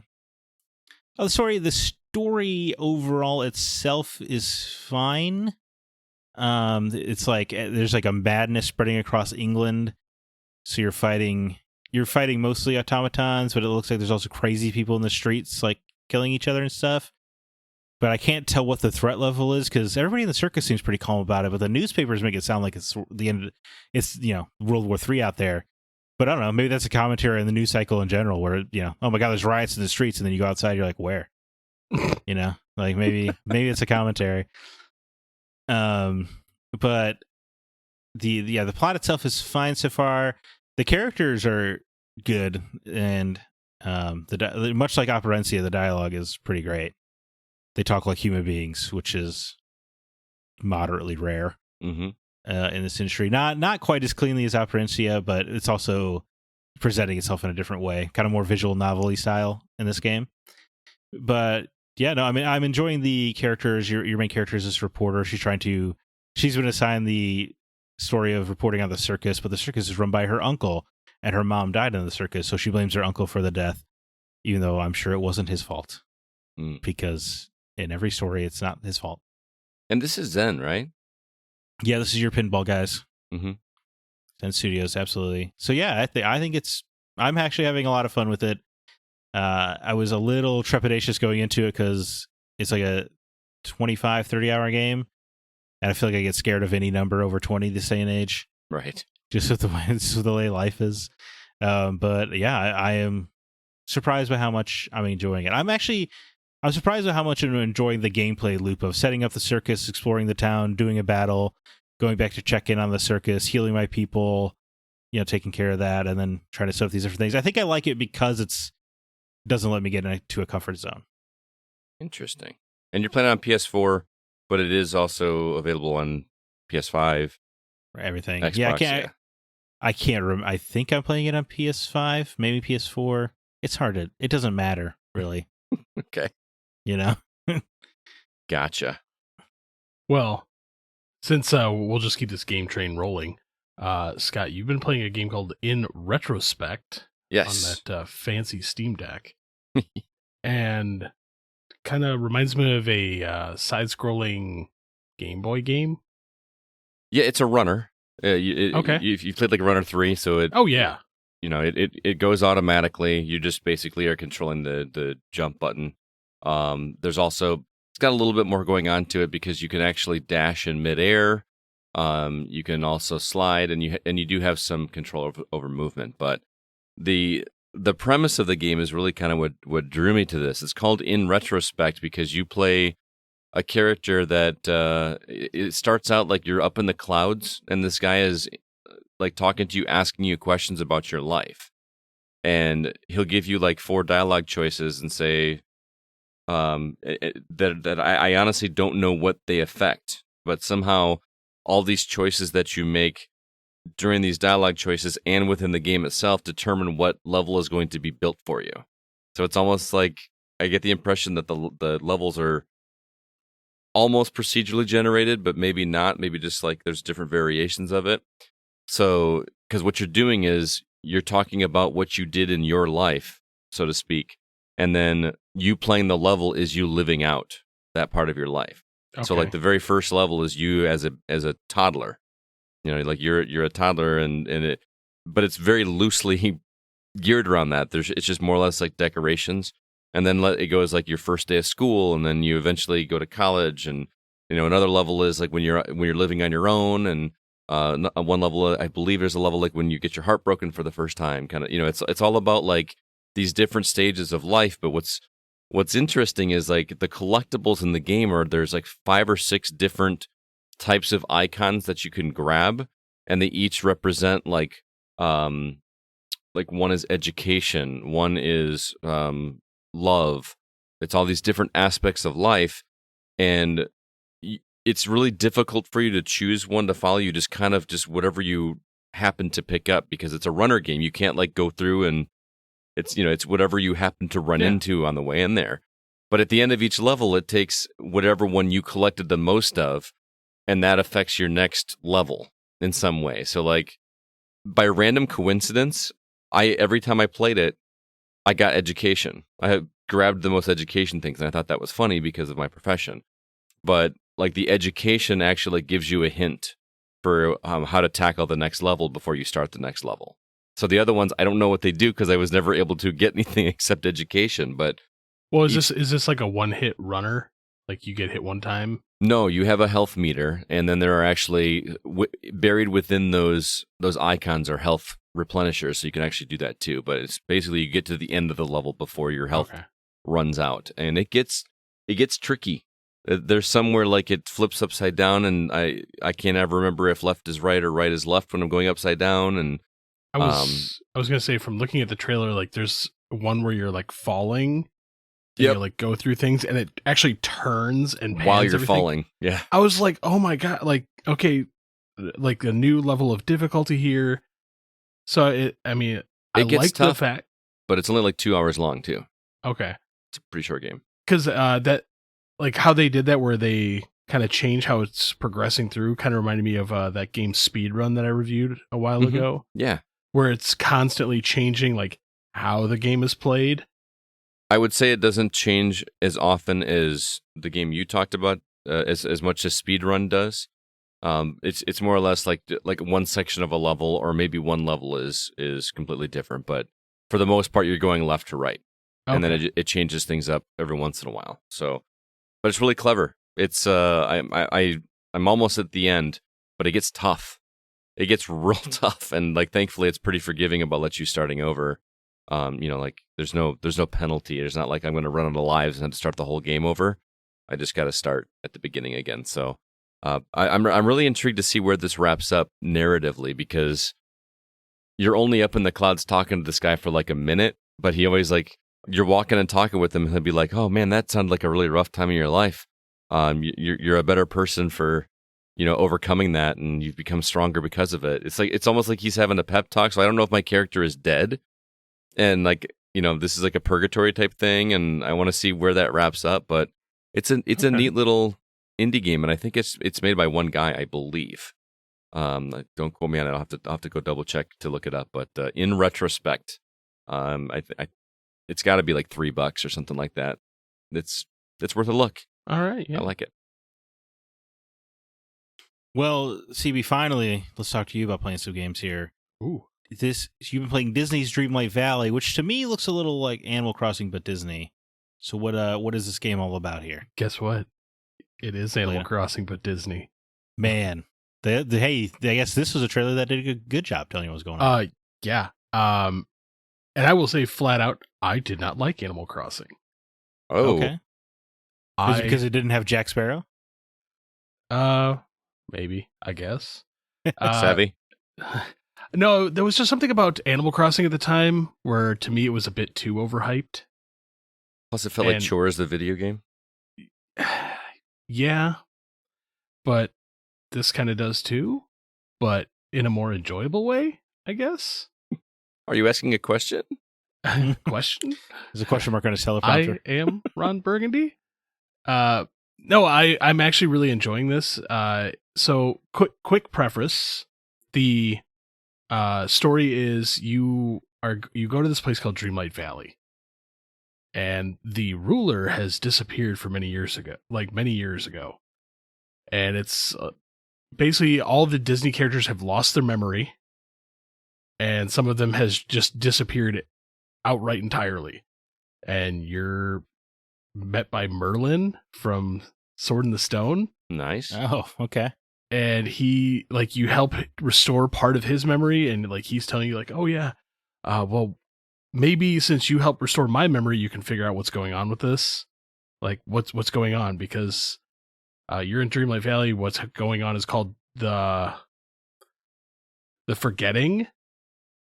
Terrible choice in words, but it's really fun. Like, I didn't expect a game like this to like really click with me, because you're essentially playing Animal Crossing, for lack of a better term, like going around doing chores, unlocking new areas, building things, expanding this little city, but it's all these Disney characters that you're coming across. And now that there's like the Toy Story realm coming later on, this game probably is going to go for a while. Oh, yeah. Because one of the first areas you walk into is this castle, and it is wall-to-wall doors. And each of the doors is a different realm. So far I've gone to a realm with Wally, where you can actually like hang around with Wally, do some stuff with him, and he joins your city. You pick up trash? Yeah. Then I went to the Ratatouille realm, where you meet up with Remy and you like cook stuff. And then he joins your realm. I've run into Ursula, the Sea Witch. Nice. And then there's like there's some of the basic Disney characters in the beginning. Like you run into Mickey, Goofy, Merlin, and that's like it. And nobody knows what happened to the other, like Pluto and Minnie and Donald Duck. Put that dog down. Maybe. So I'm loving it. I bought it on Switch originally, not knowing that it was free on Game Pass. So now so now my son is actually playing it on my Switch while I'm playing it on my Game Pass.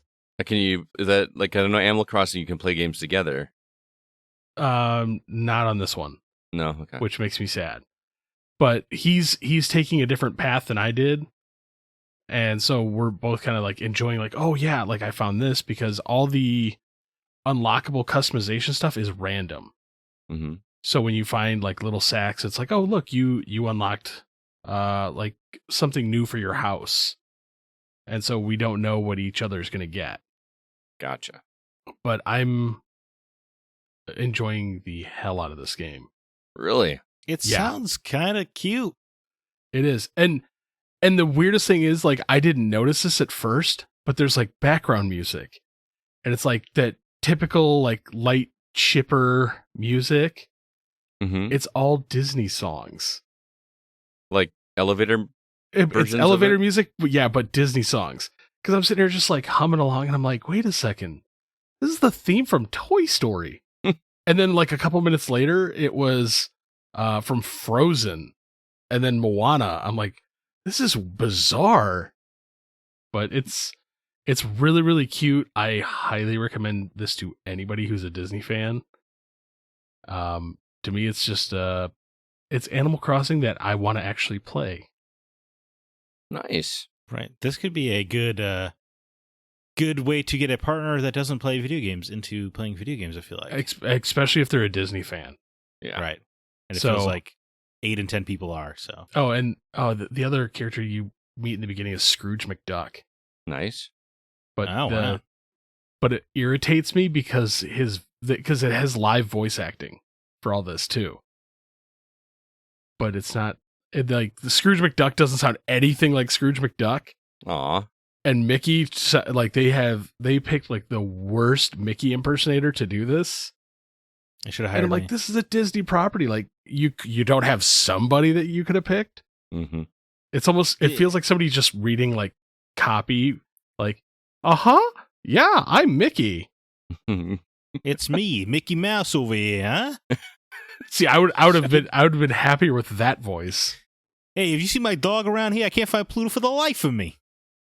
That would be hilarious, by the way. A Brooklyn Mickey.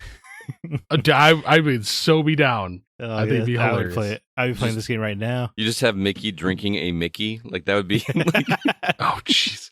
The natural Like that. endpoint. That's your daily chores, going around picking up the grenades. Just like, God, where'd all this Mickey's come from? No, I don't know where Minnie is. That bra walked out of me 4 days ago, huh? Yeah, good stuff. Oh boy, is it? So it's, do you pay for it? Is there microtransactions in this game, or is it just all straight up? It's all straight up. Oh my god, that's amazing. Yeah, so already I'm like, even better. Yeah, there's no microtransactions, so it's perfect. I can't. Oh, I hope they sync up with the Tron Identity game and have a Tron realm in this game. I really hope that some of the like more bizarre Disney stuff appears in this. Like if there was Tron, I would be super excited. Well, that's just a smart way to increase customization options, because now you have all this dark neon stuff going on. Well, and right. You know? Oh, can you imagine though if they started incorporating like some of the Fox titles? Like this Yes, cute I'm game, sure and look, they'll have- here's a Xenomorph. Oh my god, is that a Yahucha? Oh, be Can we Hey, just bizarre. get a is that Tron James game, Cameron? by Is the that way? James Cameron over there? I would love a Tron? new Tron game, but I don't think it's ever going to happen. I don't either. I What are you would. talking about? They just announced one. I don't think it's going to Well, happen. No. He's talking about the Mike Bithell one. That's graphic novel adventure thing. No, like Right. an actual, like Action that adventure. Tron. Like- Uprising. Yeah, It was like Prince of Persia, but Tron. yeah, That game was cool. it was. So moving on from me for a moment, Scott, you've been playing this other bizarre game. Yes. Dr. Kobushi's Laboratory? Yes. I was randomly sent a copy of this game by the developer, and I had to check it out. Did you get to watch the trailer? Okay, first impressions from this game, when I Uh-huh. watched it, I immediately thought of like 1990s PCs. Yeah, like I could totally see that. This is like it reminds me of like Number Munchers, but like obviously much more complicated than like that. All you're doing is Yeah. moving around on a grid, right? And all you have to do, it's the story is like you're out with your dog, and your dog gets kidnapped by this, Dr. Kobushi's whatever, and you follow him into this laboratory to rescue your dog. So you have to basically, each level is one screen, and all you have to do is get from where you are to get to the exit, and that's it. That's all you got to do. There's 100 levels in this game, and the first level is absolutely it just teaches you how to move from point A to point B, and that's it. And then the game immediately ramps up in difficulty in a way that is already breaking my brain. I spent about 2 hours in this game, and I could not get past level 8. So I'm going to tell you right off the bat, I'm going to talk about that game here. There is no way I'm going to be able to beat this game because I am not smart enough to beat this game. Bring it over. Okay. Yeah. He's going to twist all the hair out of his head worrying about that game. Oh my goodness, it is. The guy, the developer I've been talking to on Discord, because I asked him if he could give me an idea of how long it was, because I was trying to review it. And he said, it should take you about 12 hours or so, but understand that this game is very difficult. And the words he used to describe it were, this is the Cuphead of puzzle games. And I was like, oh man. I looked this up online, Mm-hmm. and somebody compared it to if you crossed Pac-Man with Gary Kasparov playing chess. Okay. Yeah, the Pac-Man I can see because it's, like I said, it's getting from A to B, right? But then there are walls in the way, there's water in the way, there's bridges that if you walk on them, they break and they turn into water. There are blocks to push. and there are enemies, and the enemies have a specific movement set, but it's not action based. It's like as soon as you move one square, then they move one square based on how your movement is. You know what I'm saying? So a little bit like Crypt of the Necromancer. Yeah, but without the rhythm. Okay. Like imagine if Crypt of the Necrodancer didn't have the rhythm element of it, but like you move and they move. Some of them, you move one square, they can move two squares. So where this gets really tricky is these levels are so well crafted and designed that it feels like there is only one true way to get through and actually beat the level. Like you have to, it becomes a trial and error where you're going to mess up and then you start over again and then you try what you did or you try something else. It's just like trial and error until you memorize the steps of how to get through the level, because you're going to have to backtrack and come over here and do this and get this robot to go into the water so that he dies and he's not a problem anymore. And you more or less like just memorize. But all you're doing is moving arrow controls. It's just up, down, left, right. That's it. Okay. There's no buttons to hit. There's no, at least as far as I don't have any weapons or anything. It's just stay away from the enemies or get them trapped in a way that they can't get to you so you can get through the rest of the level yourself.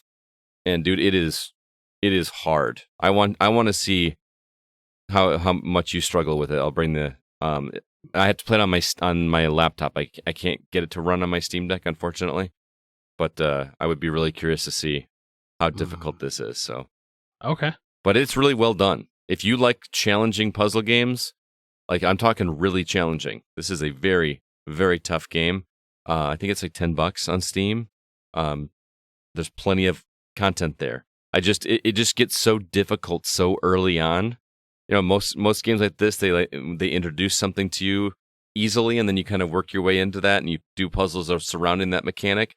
I've gotten about 5 or 6 new mechanics in the first 8 levels. Okay. Like there's always something new being thrown at me, and then they start overlapping them and doing multiple different ways, and it's nuts. So I recommend it, but you're gonna be prepared to be frustrated. I'm talking like even in the second and third level, I was like, I don't even see what to do. I just had to like experiment and try to figure it out. But you've watched some of the games I've played before. Yeah, it can be brain warping. Yeah, I watched you play. What was the donut one? Oh, Freshly Frosted. Freshly Frosted. Now, granted, I didn't see any of the ramp up when you were doing that game. So you just say, "Hey, look at this level," and I was just like, I can't even like get my brain to work that way. I was feeling that overwhelmed in the first 10 levels of this game. Perfect. So I like it. Yeah, I think you might be more successful with it than I am, because my brain just does not work that way, especially when it comes to binary things.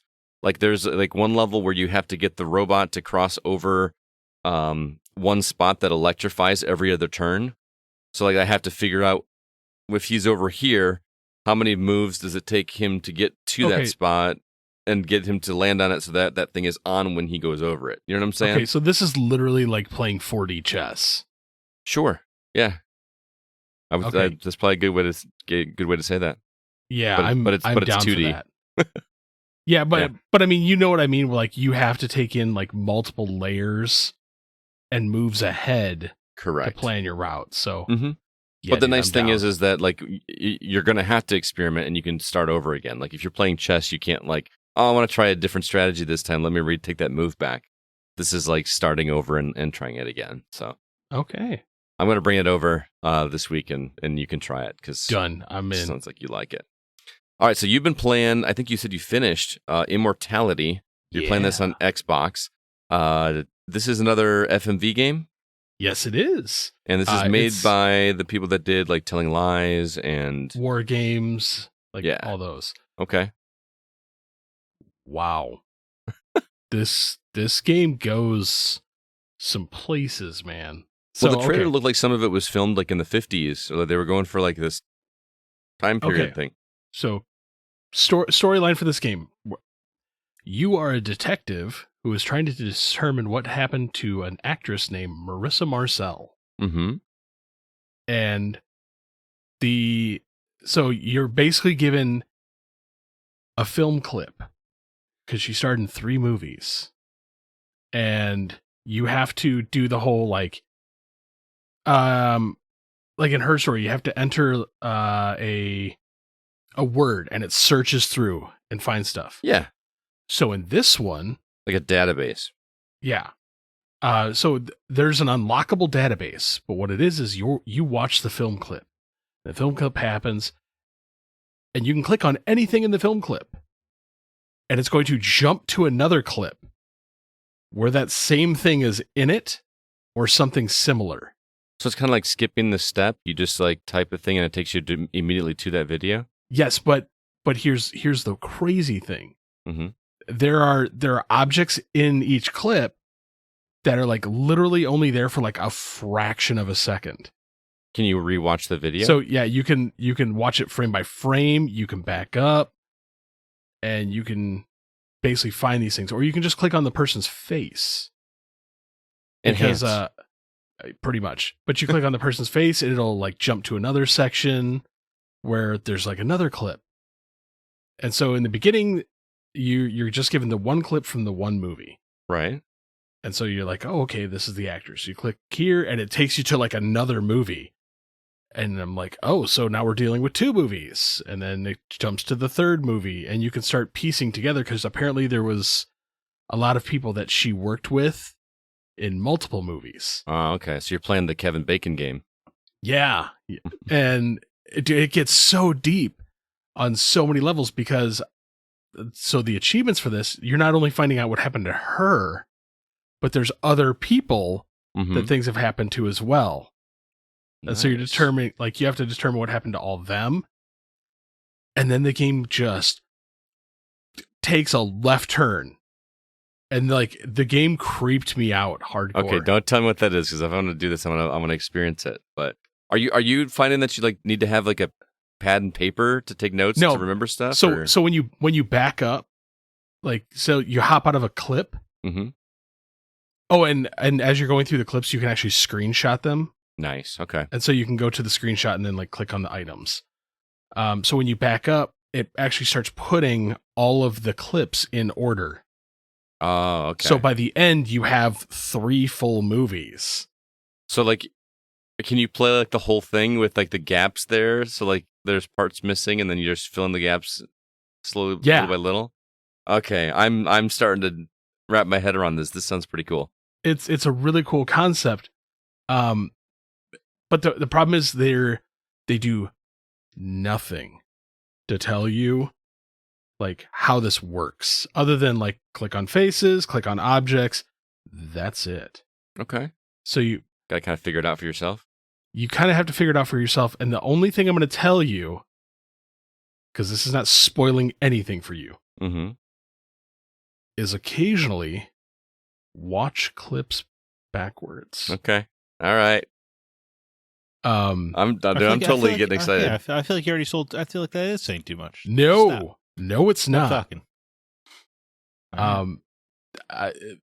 I wish they had said this in the thing, because apparently when this game originally shipped, some of the achievements were even broken. And they finally just fixed the last one, and they openly said that they're like, yes, we wish we would have told people to rewind in certain areas. Gotcha. But because the problem is, like, when you click on a face, it'll start playing a clip, but that face is only at the very end of the clip. So it's just like, boop, second long. That's it. And you're like, what? And so then you just move to the next clip. Meanwhile, you missed 5 minutes. Gotcha. So, and there's no way to know specifically, like, once you've watched a clip, like, there's no way to mark it that, like, oh, yes, I've watched this entire clip. Because it doesn't, like, check anything off. I will warn you, there is close to 200 clips. Ooh. Did you finish it? I finished it. How long did it take you to finish it? 10-ish hours. Okay. I'm intrigued by this. But the story is crazy. And there's some like super deep lore. Like once you finish this game, like I'm actually getting goosebumps right now from the final end of this. Dude, it's great, especially if you love bizarre mysteries. Yeah, I think you sold me about 5 minutes ago. So like Yeah. I'm trying to sell the listeners too, man. Like, No, I hear try you. this. All right. It's an experience, and compared to the war games, because you played war games, right? I did not. Okay, that one to me was kind of like, eh. Her Story, I know Zack played it. Eh. Right, I got to chip on my shoulder about Her Story. Telling Lies was the other one. Telling Lies had its moments. I couldn't finish that one. That one was hard. Yeah. But this one, I feel like moving forward, if they did more like this, I would love it. Oh, also, when you're on the title screen, just keep scrolling up and down. Okay. Things happen. So it's great. All right. That is Immortality. You're playing on an Xbox, but I think that one's even like on phone and stuff, isn't it? Yeah. Like you could pretty much.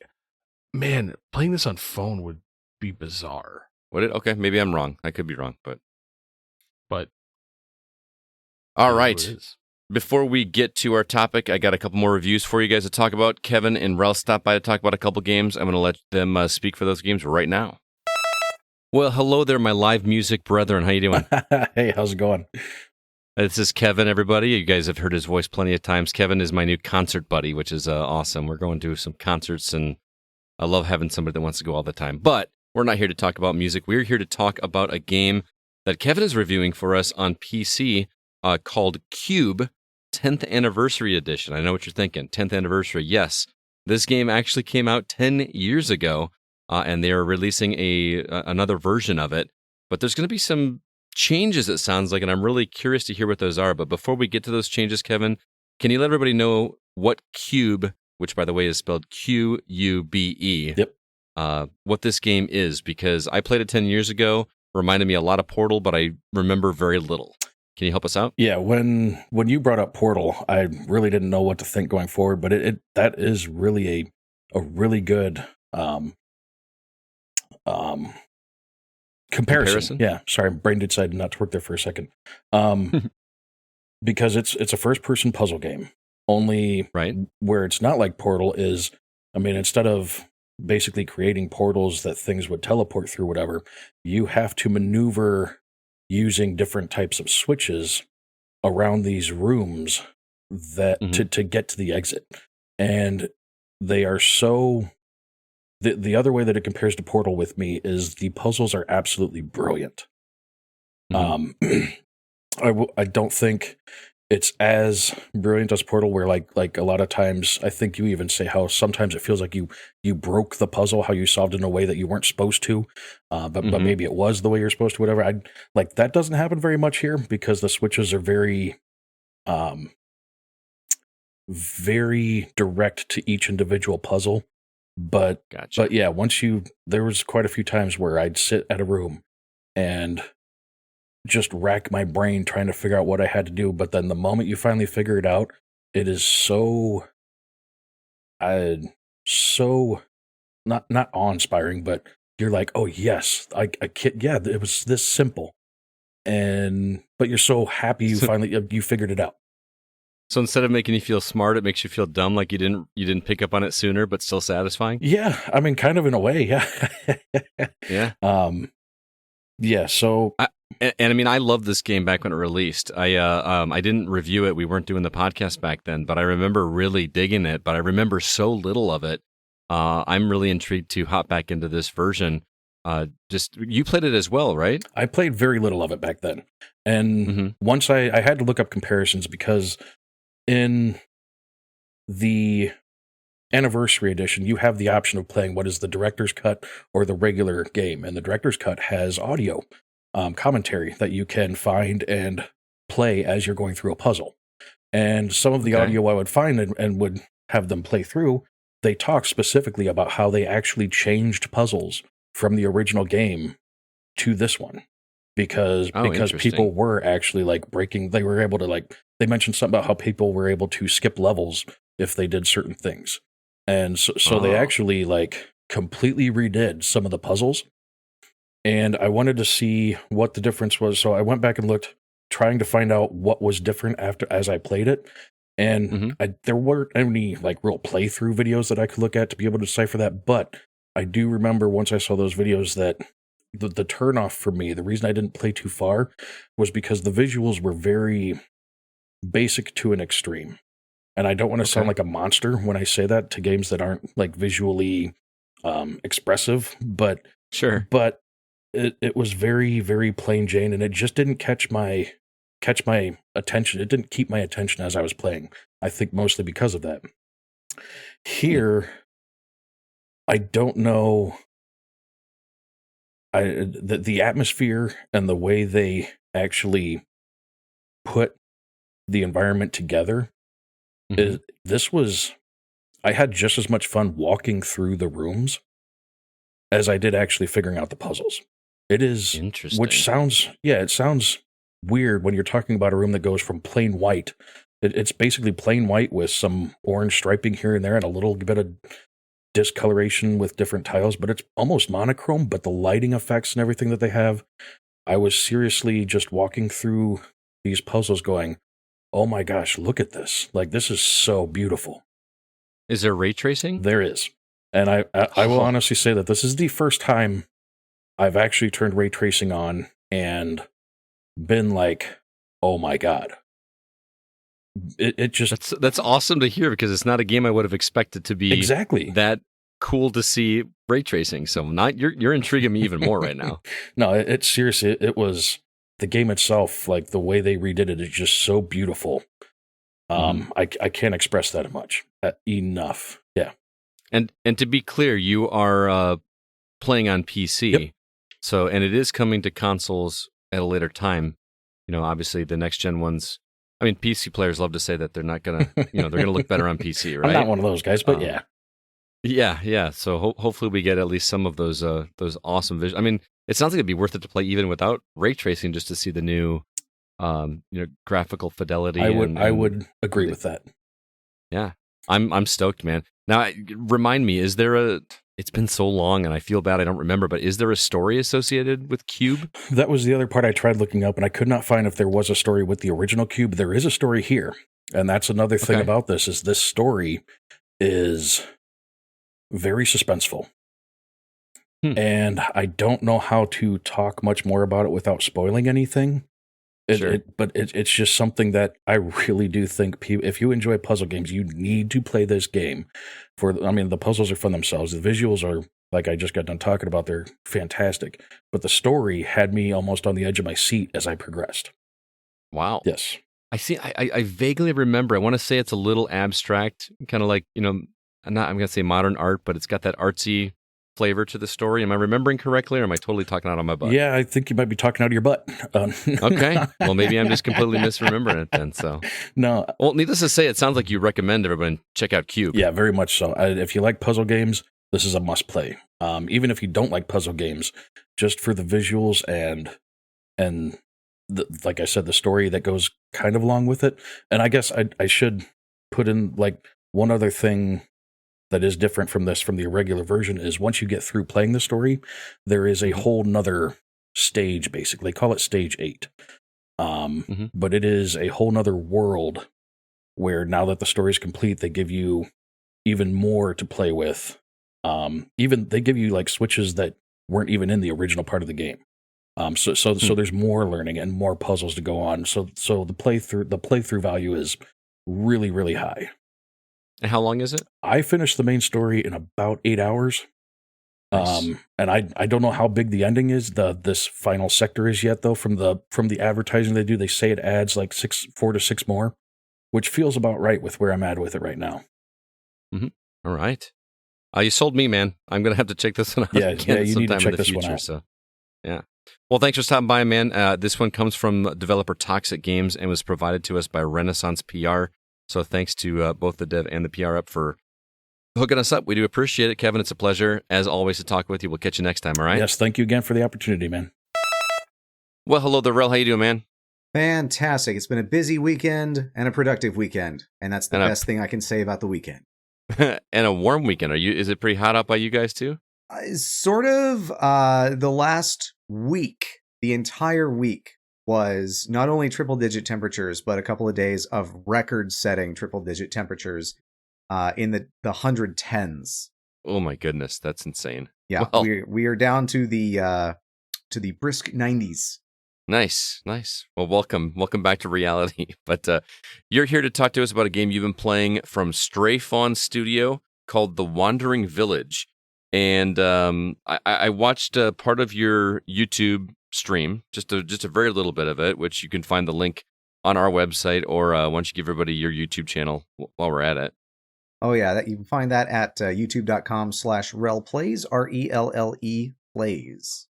Now, this looks like a management sim game, but the hook for me from the trailer is that the entire world that you are like inhabiting or building or whatever is on the back of a giant monster or creature of some kind, and that just seemed really cool to me, even though I don't know how that affects gameplay.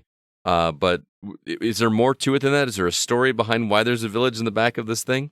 I mean, the basic story that's used as background is the world is doomed. You know, there's toxins everywhere. Everything is poisoned. And the people who have survived have just come across this, giant creature called the Ombu. And they just, I don't know. Here's the thing. I don't know whether they climbed on its back, like, because they were small and managed to sneak on top, or whether the Ombu was like, get on. I don't know. But you start with 16 little meeples, and you are tasked with building a civilization on the back of this creature as it wanders about the wasteland that is the world. Okay, that's a pretty cool setup. How's the gameplay? It's kind of like SimCity if SimCity were survival horror. Whoa. Actually, no, I take that back. There's not even a horror element. This is very bright and cheerful and colorful, but there is very much a survival element to it. And even on like basic normal difficulty, it was pretty challenging. Like the first game I played, I put like an hour into it, and by the end of the hour, I was going through like winter biomes, like right after going through a desert biome, and so the crops that I had planted were wilting and dying, and so I didn't have enough food, and people were starving to death. And Gotcha. the population of my village went from like 24 or so down to like 14, and I just thought, you know what? Let's just start a new one. So you can game over? Like you can, because I don't know if that was a thing in SimCity games. You theoretically can. I think, well, with SimCity, it depends on which version you're talking about, but I know for some versions of SimCity, you couldn't necessarily game over, but you had to, if you went into the red in terms of money, you had to take out increasingly prohibitive loans. In this case, there's a couple of potential losing conditions that I can see. I didn't trigger either of them. I just was like, okay, my entire civilization is starving to death. I should probably just start over and hope and, do better next time. But the two death conditions that I can see are, number one, your city dies. Like everybody just dies. Number two is that the Onbu dies. Because the Onbu... What causes that? Yeah, the Onbu has a health meter, it has a hunger meter, and it has a poison meter. And also has a sleep meter, which, comes into play at some points. But basically, this thing also needs to eat. And this is a very toxic world, and you can go through environments that are, in fact, toxic. And so there are... I haven't made it that far yet, but there are potential conditions where the Onbu can be poisoned, along with your little meeples, because you have higher tier dwellings. Like you start out with tents, and you can build cottages and huts and whatnot. And these higher tier ones not only hold more people, but also protect better against toxins. Gotcha. So when I was looking into this game on Steam, and my press release said that this was one of the most wish-listed games on Steam right now, or maybe even the most wish-listed game, which is something pretty impressive to say. What are people finding so appealing about this game? Is it as good to deserve that praise? I mean, it's like I said, it's like SimCity. It's got some progressive unlocks with the research that you can do and getting like better tier buildings and whatnot. Plus you're building an entire civilization on the back of a giant wandering creature. Right. It's just cool. That is cool. It's also, like I said, very colorful. The art style is fantastic. It has almost a Paper Mario feel to it because the little meeples are just very 2D. They don't have the same, they're not deliberately made in the same paper quality, but because they're very much 2D against a 3D backdrop, it does feel Paper Mario-ish. Gotcha. So you recommend this one? Very strongly if you're into city builders like SimCity, City Skylines. Plenty of other examples. I was about to say Civilization, but that's a bad one because that's a 4X game. Actually, I don't remember if that is technically 4X. Either way, yeah, it's very good. It is going to go into early access on the 14th of September. So that's Wednesday? Yeah, Wednesday. Yeah, this episode will release on Thursday, so they will be available for early access by then. Yeah, so it'll be available now on early access on Steam. And we are giving away a copy of the game, but although we'll probably be already given away by the time you hear this episode. So yeah, I probably shouldn't have mentioned that. Yeah, so if you didn't sign up, definitely FOMO. Big FOMO. Yeah. It's what, is this the $25 one? $24.99? I forgot to look up the price of it. I think that's what it was when I did it in the on the review. So yeah. Yeah, I just Googled it. So $25 American. Yeah, definitely good. That said, I would recommend if you're like a veteran of Cities Skylines, I might and like you didn't go into super hard mode or something. Definitely recommend starting with easy mode because the game there are, like I said, lose conditions. So you can potentially spend 2-3 hours playing it and then realize that you have done everything wrong and you don't have the resources to fix it. Right. And then have to start all over. Okay. Sounds good. Again, that is called The Wandering Village on PC. And a special shout out to Vicarious PR for hooking us up with a copy of that, as well as one to give away to our community. We really do appreciate that. Ralph, thanks so much, man. It's a pleasure to talk to you as always, and we'll catch you next time, all right? Thanks for having me. Later. Thank you so much, gentlemen. Want to remind everybody once again of our social media outlets, facebook.com/groups/thegocast. Our Discord server has a link in the show notes if you'd like to come join the community. Drop us a review if you get an opportunity, and also check out our website, thegamingoutsider.com. You'll find all of our episodes as well as our written content, and you'll find this past week we have reviews for Jack Move, which was written by Rel, and also David Newman from our community wrote his first review for the site. He did a review on Cult of the Lamb, so you'll want to be sure to check that out. Let's go ahead now and jump into the week's topic.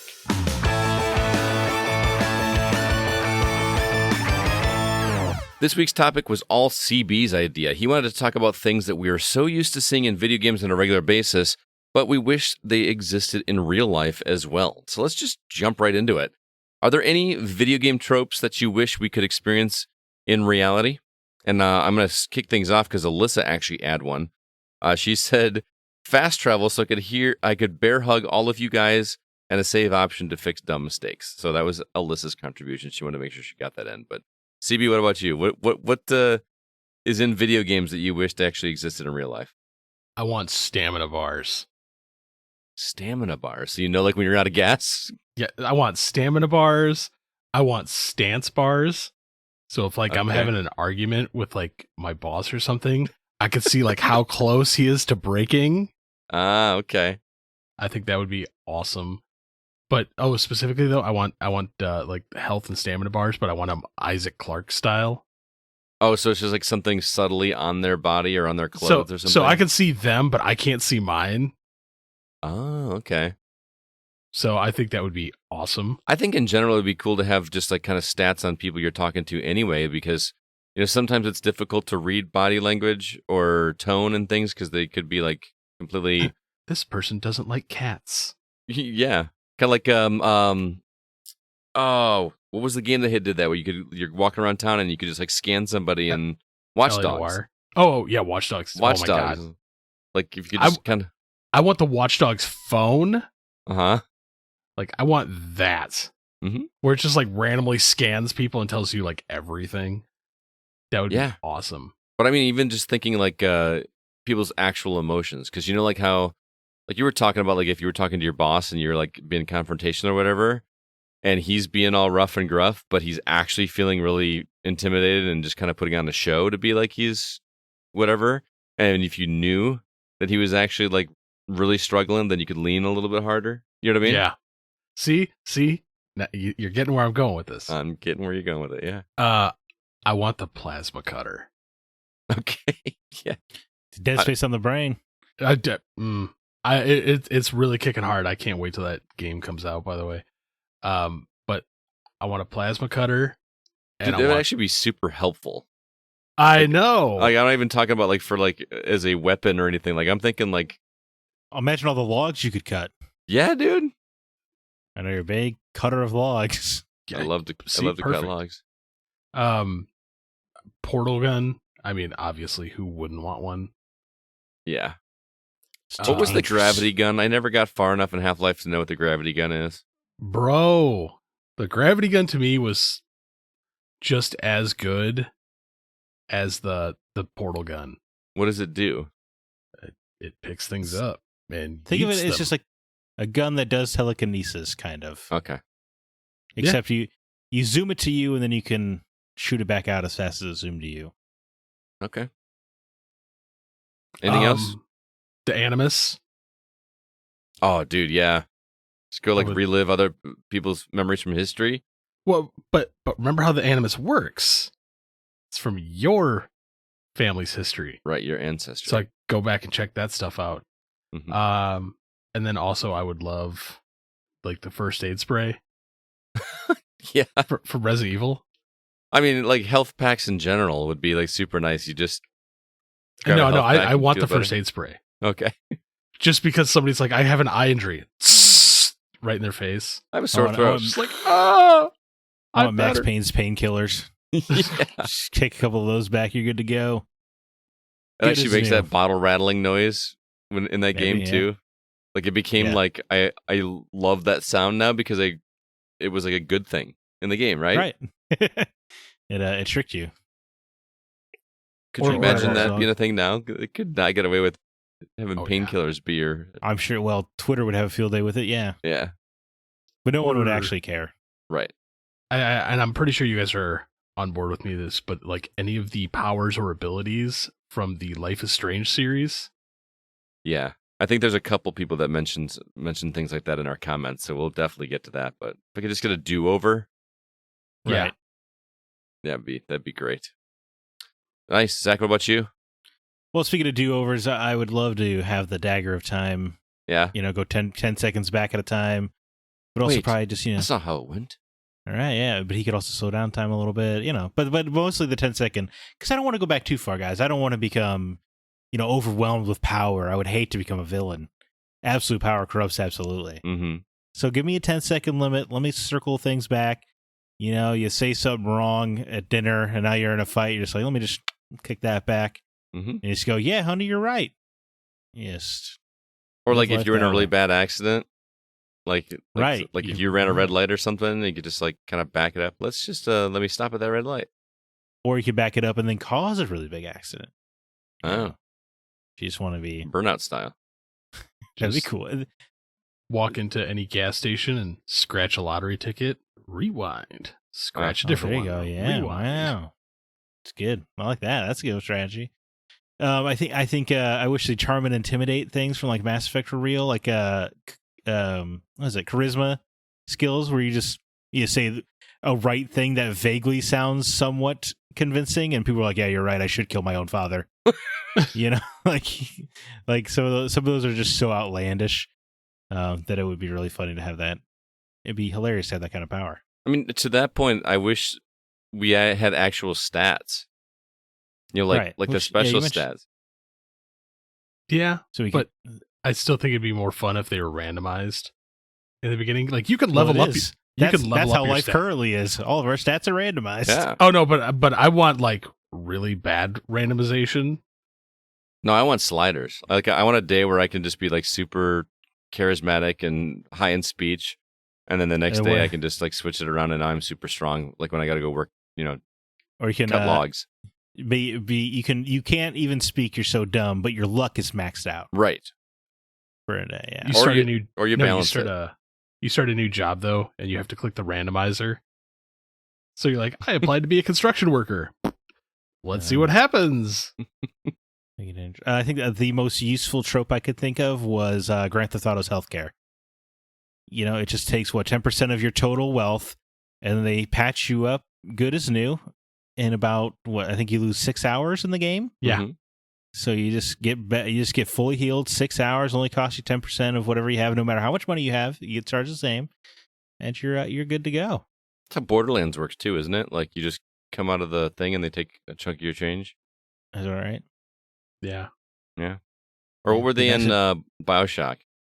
What do they call those things that the Vita chambers? Yeah, Vita Yeah. chambers. Yeah. But those don't they like restore a past version of you or something? Yeah. Something, because it's something to do with your DNA somehow. Yeah. Like Yeah, a but I'm clone. saying like I think I have like $200 in my checking account right now. So if it only costs me $20 to go to the hospital, I'll be there right now. Yeah. Just for the fun of it. Right, just for the fun of it, just to get a little ASMR. Yeah, but if you had to do it the Grand Theft Auto style, then you can't swim ever. That's you. Touch water. Ugh. I'm pretty sure those are mutually exclusive. Those have nothing to do with each other. I didn't say I wanted the world of Grand Theft Auto. Okay. I don't want everybody to just go beat a hooker to death on the curb and then we all just kind of go like, oh, that was weird. Even the Just cops walk show up by. and go like, I guess there was a crime. Anyway, I'm going to drive off now. Yeah, we don't want that. I The clearly did not ambulance play that this runs game enough. over people. Yes, they hit pedestrians on their way out. Or you get a wanted level and then you just like brush it off 10 minutes later. Just like hide a Like, dumpster man. for a minute. It was crazy when I killed those 12 cops, but thank God I was in this dumpster. Yeah. Oh for no, a you few have the minutes. army after you. You just call a number on your phone, and everybody just walks away. Yeah, that'd be awesome. Or yeah, you just because they had those with Grand Theft Auto 3 where they had those like lower star things you could drive through. Yep. So you just go down the right alley. You're like, oh, thank God the military got off my back. Was that a Dane Cook bit where he's like, man, he just killed somebody, but he's halfway to Cozumel by this point. Let's just give up the search. It's like 10 minutes, like 15 seconds behind a dumpster. You're good. Yeah. I don't remember. You guys covered. I Oh, go ahead. mean, I guess it kind of went with the dagger time, but I was also I just would really want bullet time for myself. I want to be able to slow down the world around you while you're moving at normal speed still. Dude, So I'm that's pretty been sick a about dream that. of mine since I was a kid, or a television show I watched where a girl Yeah. could do that. Like, out of this Pretty world. I bet nobody remembers that television show, but No. Yeah, no. yeah, she could like take her fingers and touch them like, nobody can see this because this is radio, but she would touch the tips of her fingers together and she could stop time, and then she could move around and like, and then if she could touch somebody, they would come alive too, and so she could interact with them. And I used to just like dream about being able to do that when I was a kid. So yeah. I remember the movie Clock Stoppers had a similar thing man. where there were watches that stops time. That was a while ago. That was a good like 20 years ago. That movie, wasn't it? Yeah, well, I would have been 11, so I would have Yeah. been a kid. You guys took most of the ones I came up with, but the one that you did not is the double jump. If we could double jump in real life, or for that matter, jump as high as everybody can in video games. Like, look at Mario; he jumps like 6 times his height. Just takes a good run and jump. Yeah. I mean, any acrobatic stuff in games. I'd love to be able to double jump. I'd love to be able to swing weapons as fast as they do in those games. I'd love to, no matter how much I exert myself, I still act the same way, even though my health is like I'm almost dead. I'm still gonna act the exact same way. Right. It'd be cool to like you'd be able to climb like Nathan Drake where you're just, this 2-inch handhold, but you're just pulling yourself up like it's no problem. Yeah. Joking along the way. Oh yeah. Could we get Able the to- oh god, what were they from BioShock? What's that? I don't know, man. There's The a lot of things. plasmids? Yeah, the plasmids. Oh, okay, yeah. Can we get those? Yeah. Oh my god. I think it destroyed Rapture, but sure, let's do that. I mean, come on. At this point in time, We're going. Man, I haven't But played. with the way politics are going, we're gonna have an Andrew Ryan before the decade's out. Yeah, Probably. probably. So those are ours. Let's see what the community said. Starting over on Facebook, I'll go first, and then we'll go Zach and CB. We'll just kind of go around the horn. On Facebook, Kyle said, living in Los Angeles where traffic is a nightmare, fast travel. Yeah, fast travel would be amazing. Is there anybody who lives in any city who says the traffic isn't a nightmare? I would say the traffic's not a nightmare here. Okay. Yeah. I mean, Maybe just live in bigger cities. fast travel would be fun. Actually, come to think about it, another one that would be really fun with fast travel would be like Fallout's encumbrance system. Oh, yeah. Hey, let me just pull all this out of my backpack. Or Wolfenstein. Now, does fast travel usually like a teleport, or does it usually pass time? Like if you fast travel in Fallout, does time pass? Yes. If you in Fallout, Okay. time does pass. All right, but in like Spider-Man, it doesn't. No. He just pops across New York somehow. Yeah, you're just there now. Yeah. So I mean, at least with Fallouts, it doesn't break the rules of physics. It just saves the time. I think I always respected that about Fallout. So It's like, hey, it's going to advance time by 7 hours and 16 minutes. You're like, yeah, I'd rather just take a load screen, thanks, than walk that. yeah. Brian Rigotti, assault an NPC and wait 3 minutes for my wanted level to go away. Yeah. I think I just figured out the type of guy Brian is. Hey, you know what? Sometimes you just got to deal with a bully, man. Hey, absolutely, dude. I mean, part of why I wanted that 10-second rewind, right? You could just punch somebody in the face, and then you get the satisfaction without repercussions. Exactly. Feels better. Right. Oh, I just shoved that guy off a roof. Feels so good now. Oops, be a I shame, forgot to though. reset it. I'm past I my was gonna say- 10-second timer. I was going to say, oh, man, no. I had 12. Damn it. That'd be horrible. Zach's like, oh man, 12 seconds. You know what? I'm going to rewind 10 seconds and watch it again. Yeah, I guess I have no other choice. I mean, that happens in the game where you're like, you forget to rewind too soon, and then you rewind, it's like in the middle of a jump. You're like, damn it. Yeah. Yes, yeah, fails. Anyway. Sean Coates writes in, an infinite money cheat would be nice. All I'd have to do is walk around in circles a couple times, then jump randomly, because the omnipotent being controlling me is inputting the cheat command in their controller. Sean Coates decided to write in with an existential nightmare. Yeah, that sounds like that would cause so much problems.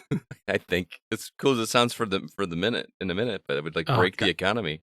Now I'm just I don't sitting care. here- But, dude, screw the economy. You got to look out for yourself. I was more concerned about he's being controlled by some omnipotent force. I don't want that nightmare. Come on, didn't you know comas are just when the computer crashes? The money just randomly hits your bank account. They can't. What are they going to say? Hey, you got this money from God. We're going to tax you for that. It's got to come from somewhere. You're gonna get. What if you get audited? What You got to launder that You know money what? somehow. You don't No, get man. audited when you do a cheat code, man. Okay. But if it's just cash, I mean, Yeah, it was like a duffel bag in your closet. It just infinitely refills with money. Where's Marty? We got to get Marty to help us clean this money. yeah. There you go. Where's Wendy Bird? Bird. Thomas Becks over on Discord says, saving and reloading to try a different choice, that would be life-changing.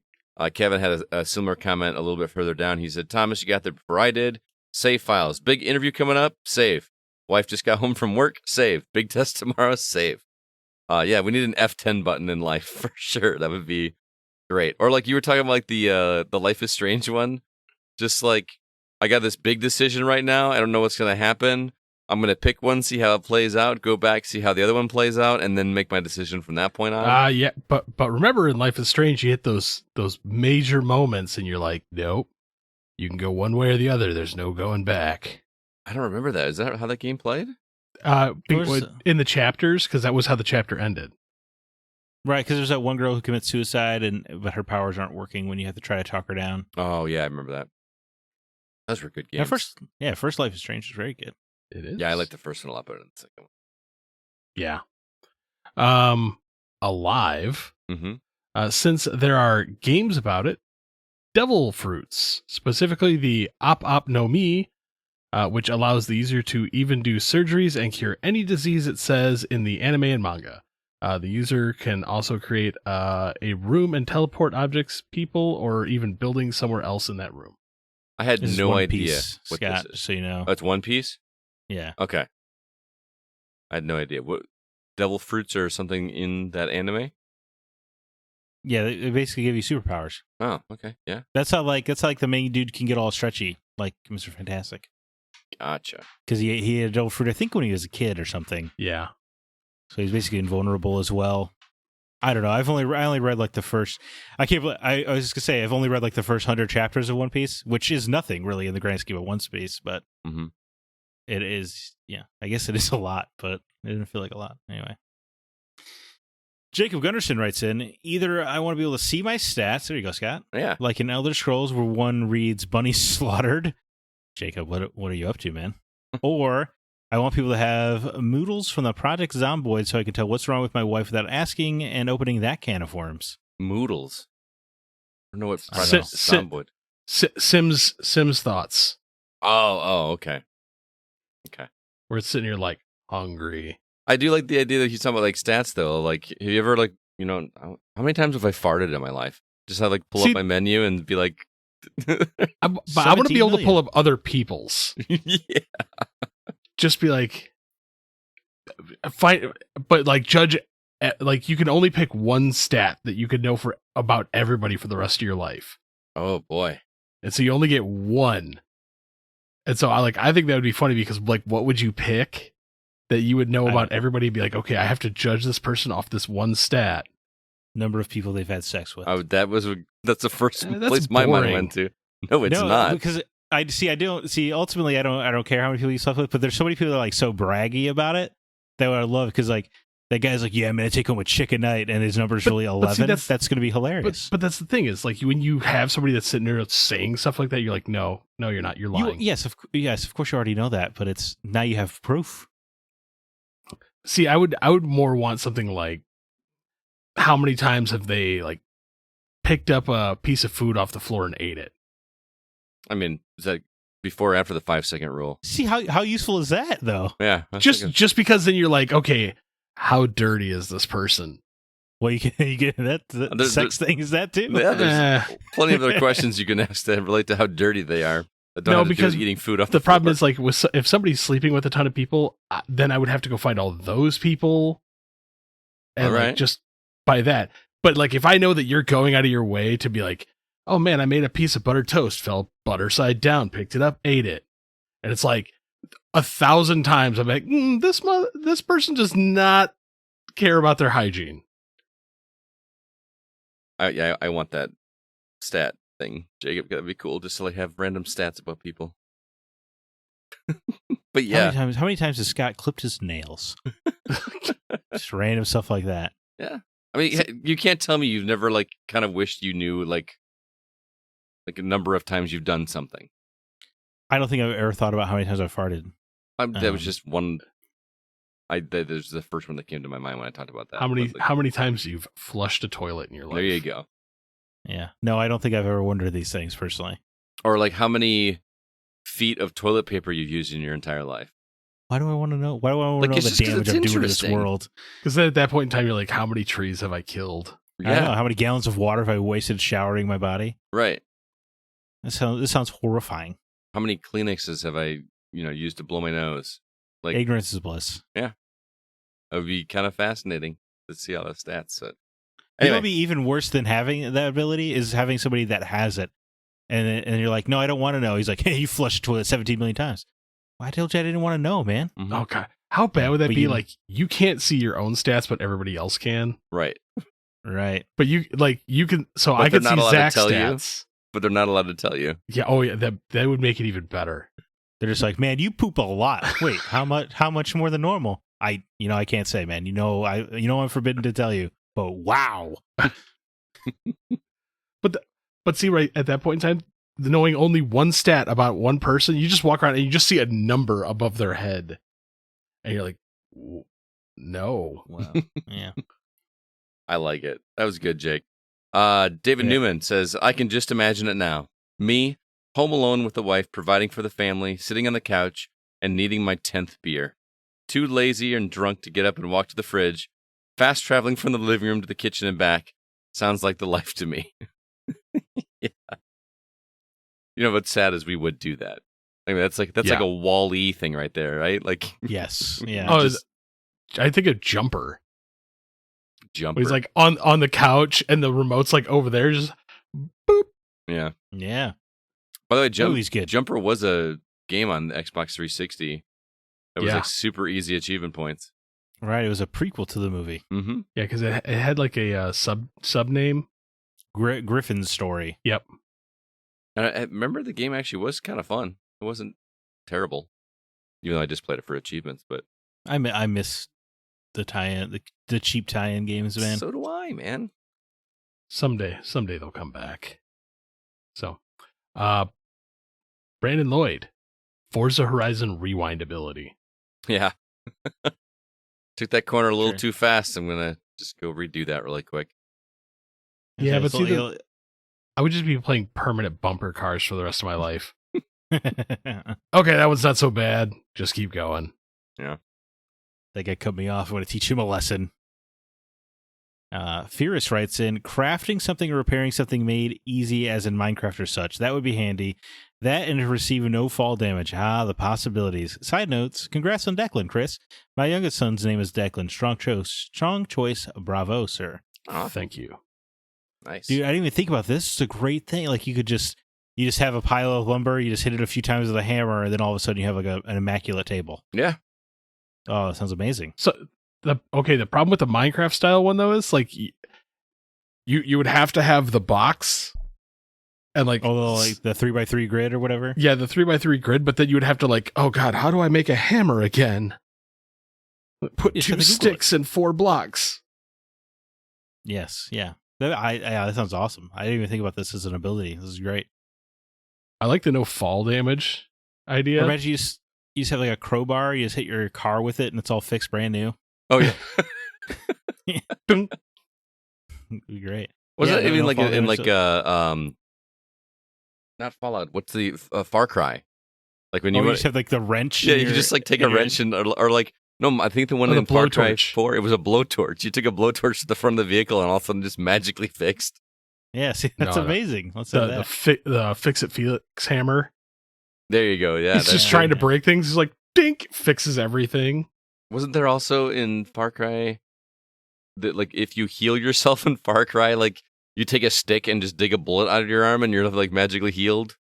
Or didn't he like do something with heat? Like he would cauterize wounds. Cauterize cauterize wounds. wounds and it was just like everything's all fine. And you do the same wound over and over and over again and there was no scarring or anything. It was just like Oh, no. always gone. At that point in time, if you're gonna go that route, you need the Resident Evil Village heal. Oh god, yeah. God, somebody cut my hand off. Pour some water on it. We're all good. Yeah, That was the thing. Is pour water or like whatever, like potion or whatever. I'm just gonna pour it on this open wound, and it's gonna magically be fine. That's good. The no fall though, like to me, that would be cool, but also weird. Yeah, I was gonna say like it's ultimately mostly useless, but it would be fun. what? just- No 'cause fall damage? Yeah, you go skydiving with your friends, just throw your chute off while you're falling. It'd be fun to just Just freak a- everybody out. Yeah, Oh, See, but, the funny thing is even if I had no fall damage, I would probably still be crazy afraid of heights. yeah, you would. I'm just I thinking would- of like the Deadpool moment though, like you just hit the ground and bounce, and then just get up and walk away. yeah. No, I mean, it'd be fun. I would. It'd be much cooler to rock climb and stuff because you don't have to worry about getting back down. Sure. It's just Just jump down. You have to like hook up to the harness. You just do it. Right. Well, and, you don't have to find like a weird path back down or whatever. Like, get helicopter escort you, just jump. oh, I'm okay. If people had no fall damage, can you imagine like traveling? How weird traveling overseas would be. You just have to designate areas of like this is the landing zone. 2:00 flights coming in, boys. Just brrr, it's like 110 bodies just hit the ground and just everybody gets up. Oh, okay. It's like Pilot Wings, where you just like release the parachute. Like you jump out and then just release the parachute. Yeah. All right. Alan Scheck says the subtle guidance where prominent objects in an environment and lighting can tell you where to go, and music can give you additional information about the area. Also, to play off the save comments others are making, I want that warning you get when a game auto saves and you know crap is about to go down. Oh, damn, that's good. That is good. your But the wife's had music a just bit- intensifies, and you see like so the game loads, and oh man, I'm about to fight a boss. I'm about to like have this really bad confrontation with somebody. your wife's 'cause- had a bad day at work, and you're walking up to your front door, and there's a pile of health potions. Like, oh, it's gonna be one of those kind of nights. Crap. Oh, we got the bulletproof vest tonight, huh? Okay. That's good. That's good. All right, we got one more.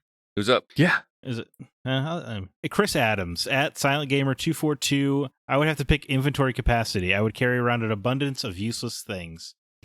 Yeah, we always complain about how much you can carry in Fallout, but like think about how much you're carrying in Fallout. Like, Try when you accidentally clone items mm-hmm. that you can't get rid of. And so like when you're scrolling through, it's like copy of this note 18 times. But those don't weigh anything. It's still irritating because I have to scroll past them and I want to get rid of them.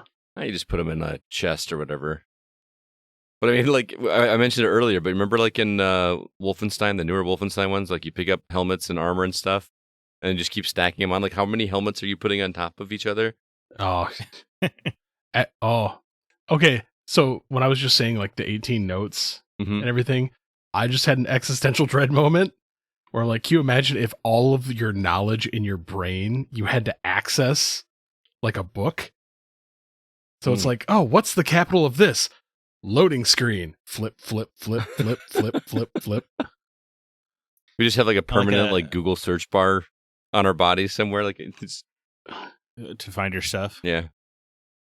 What if you could have like cosmetic weaponry in games, but you could just stick anything to your back and it just stays there? Mm. Yeah, it's like a water bottle or something.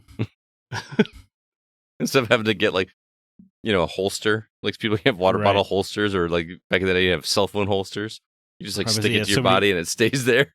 So many video game characters just have like floating stuff on their body. Mm-hmm. Yeah, you could have that power.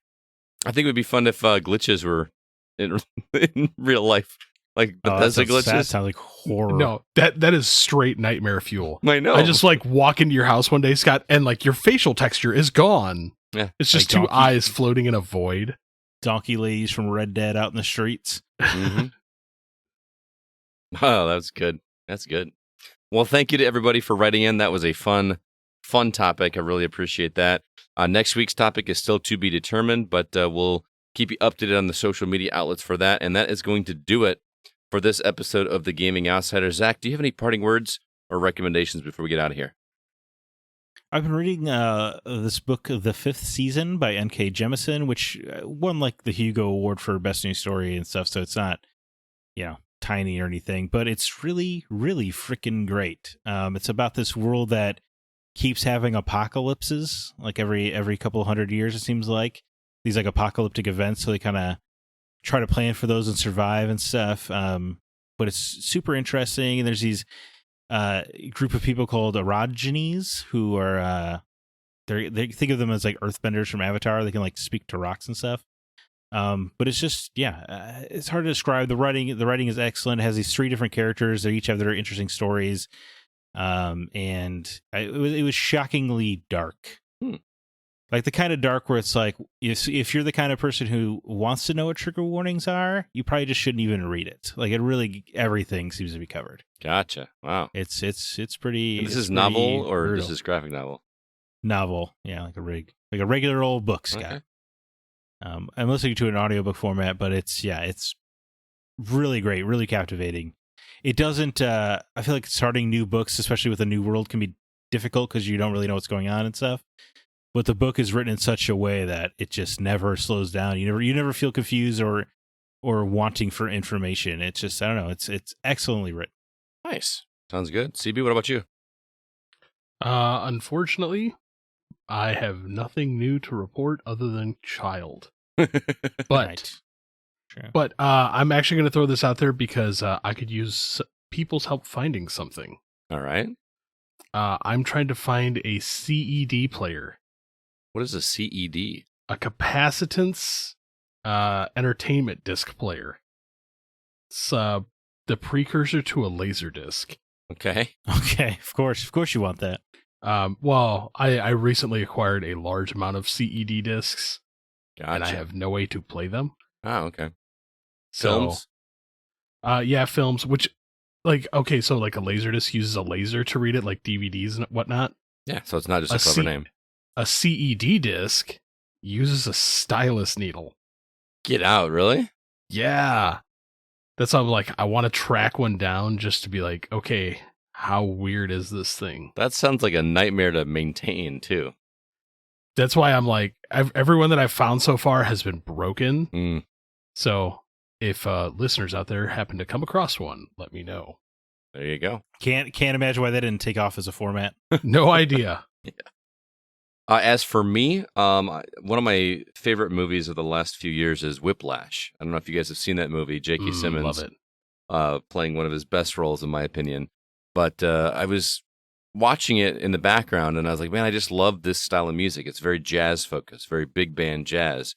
And so I just decided I was going to go check out the soundtrack. And I've listened to that soundtrack now about 6-7 times, just over and over again. It makes for great background music if you're doing some writing or whatever. That is just some feel-good jazz music. The only thing that sucks with the soundtrack is every once in a while they throw in a line from the movie, like like you'll have like a recording of audio from the film, and it's like not like its own track. It's like at the beginning of another track, so you can't like just skip it all the time. Or I don't want to skip it, but go check out that soundtrack. It's so good. I love that movie. I'm gonna throw some recommendations your way off air. Yeah. Because I was really big into that kind of music for a while. Mm-hmm. So that movie is just infinitely rewatchable. I've watched that one so many times. Oh, between J.K. Simmons and Miles Teller, that movie is an absolute gem. I've never seen it even once. You should. It's really good. Yeah, it's. I seriously can't think of a better role that J.K. Simmons has had than that one. Like he's just. Yeah. He's so good. Like you just, I don't know, and he has some great one-liners too. Yeah, he says some lines to some mean stuff to the students that are trigger warning for sure. But I've got it, Zach. I'll let you borrow it if you want to watch it. It's a fun watch. It's fun is probably not the right word. It's a good. Pretty watch. sure it's on Amazon Prime. Is it? Okay, I'm sure it's somewhere. Yeah. All right, well, everybody, thank you so much for listening. The Gaming Outsider is produced by Nate Lucas, and all the music you hear is written and performed by Grant Henry of Stemage and Metroid Metal. His website is stemagemusic.com. Please be sure to email us if you have any questions or concerns. Our address is feedback@thegamingoutsider.com. Until next week, I'm Scott Clark with Zach Parkerson and Chris Behrensmeyer, and we are The Gaming Outsider. And remember, there's no such thing as a bad game, just games that aren't for you.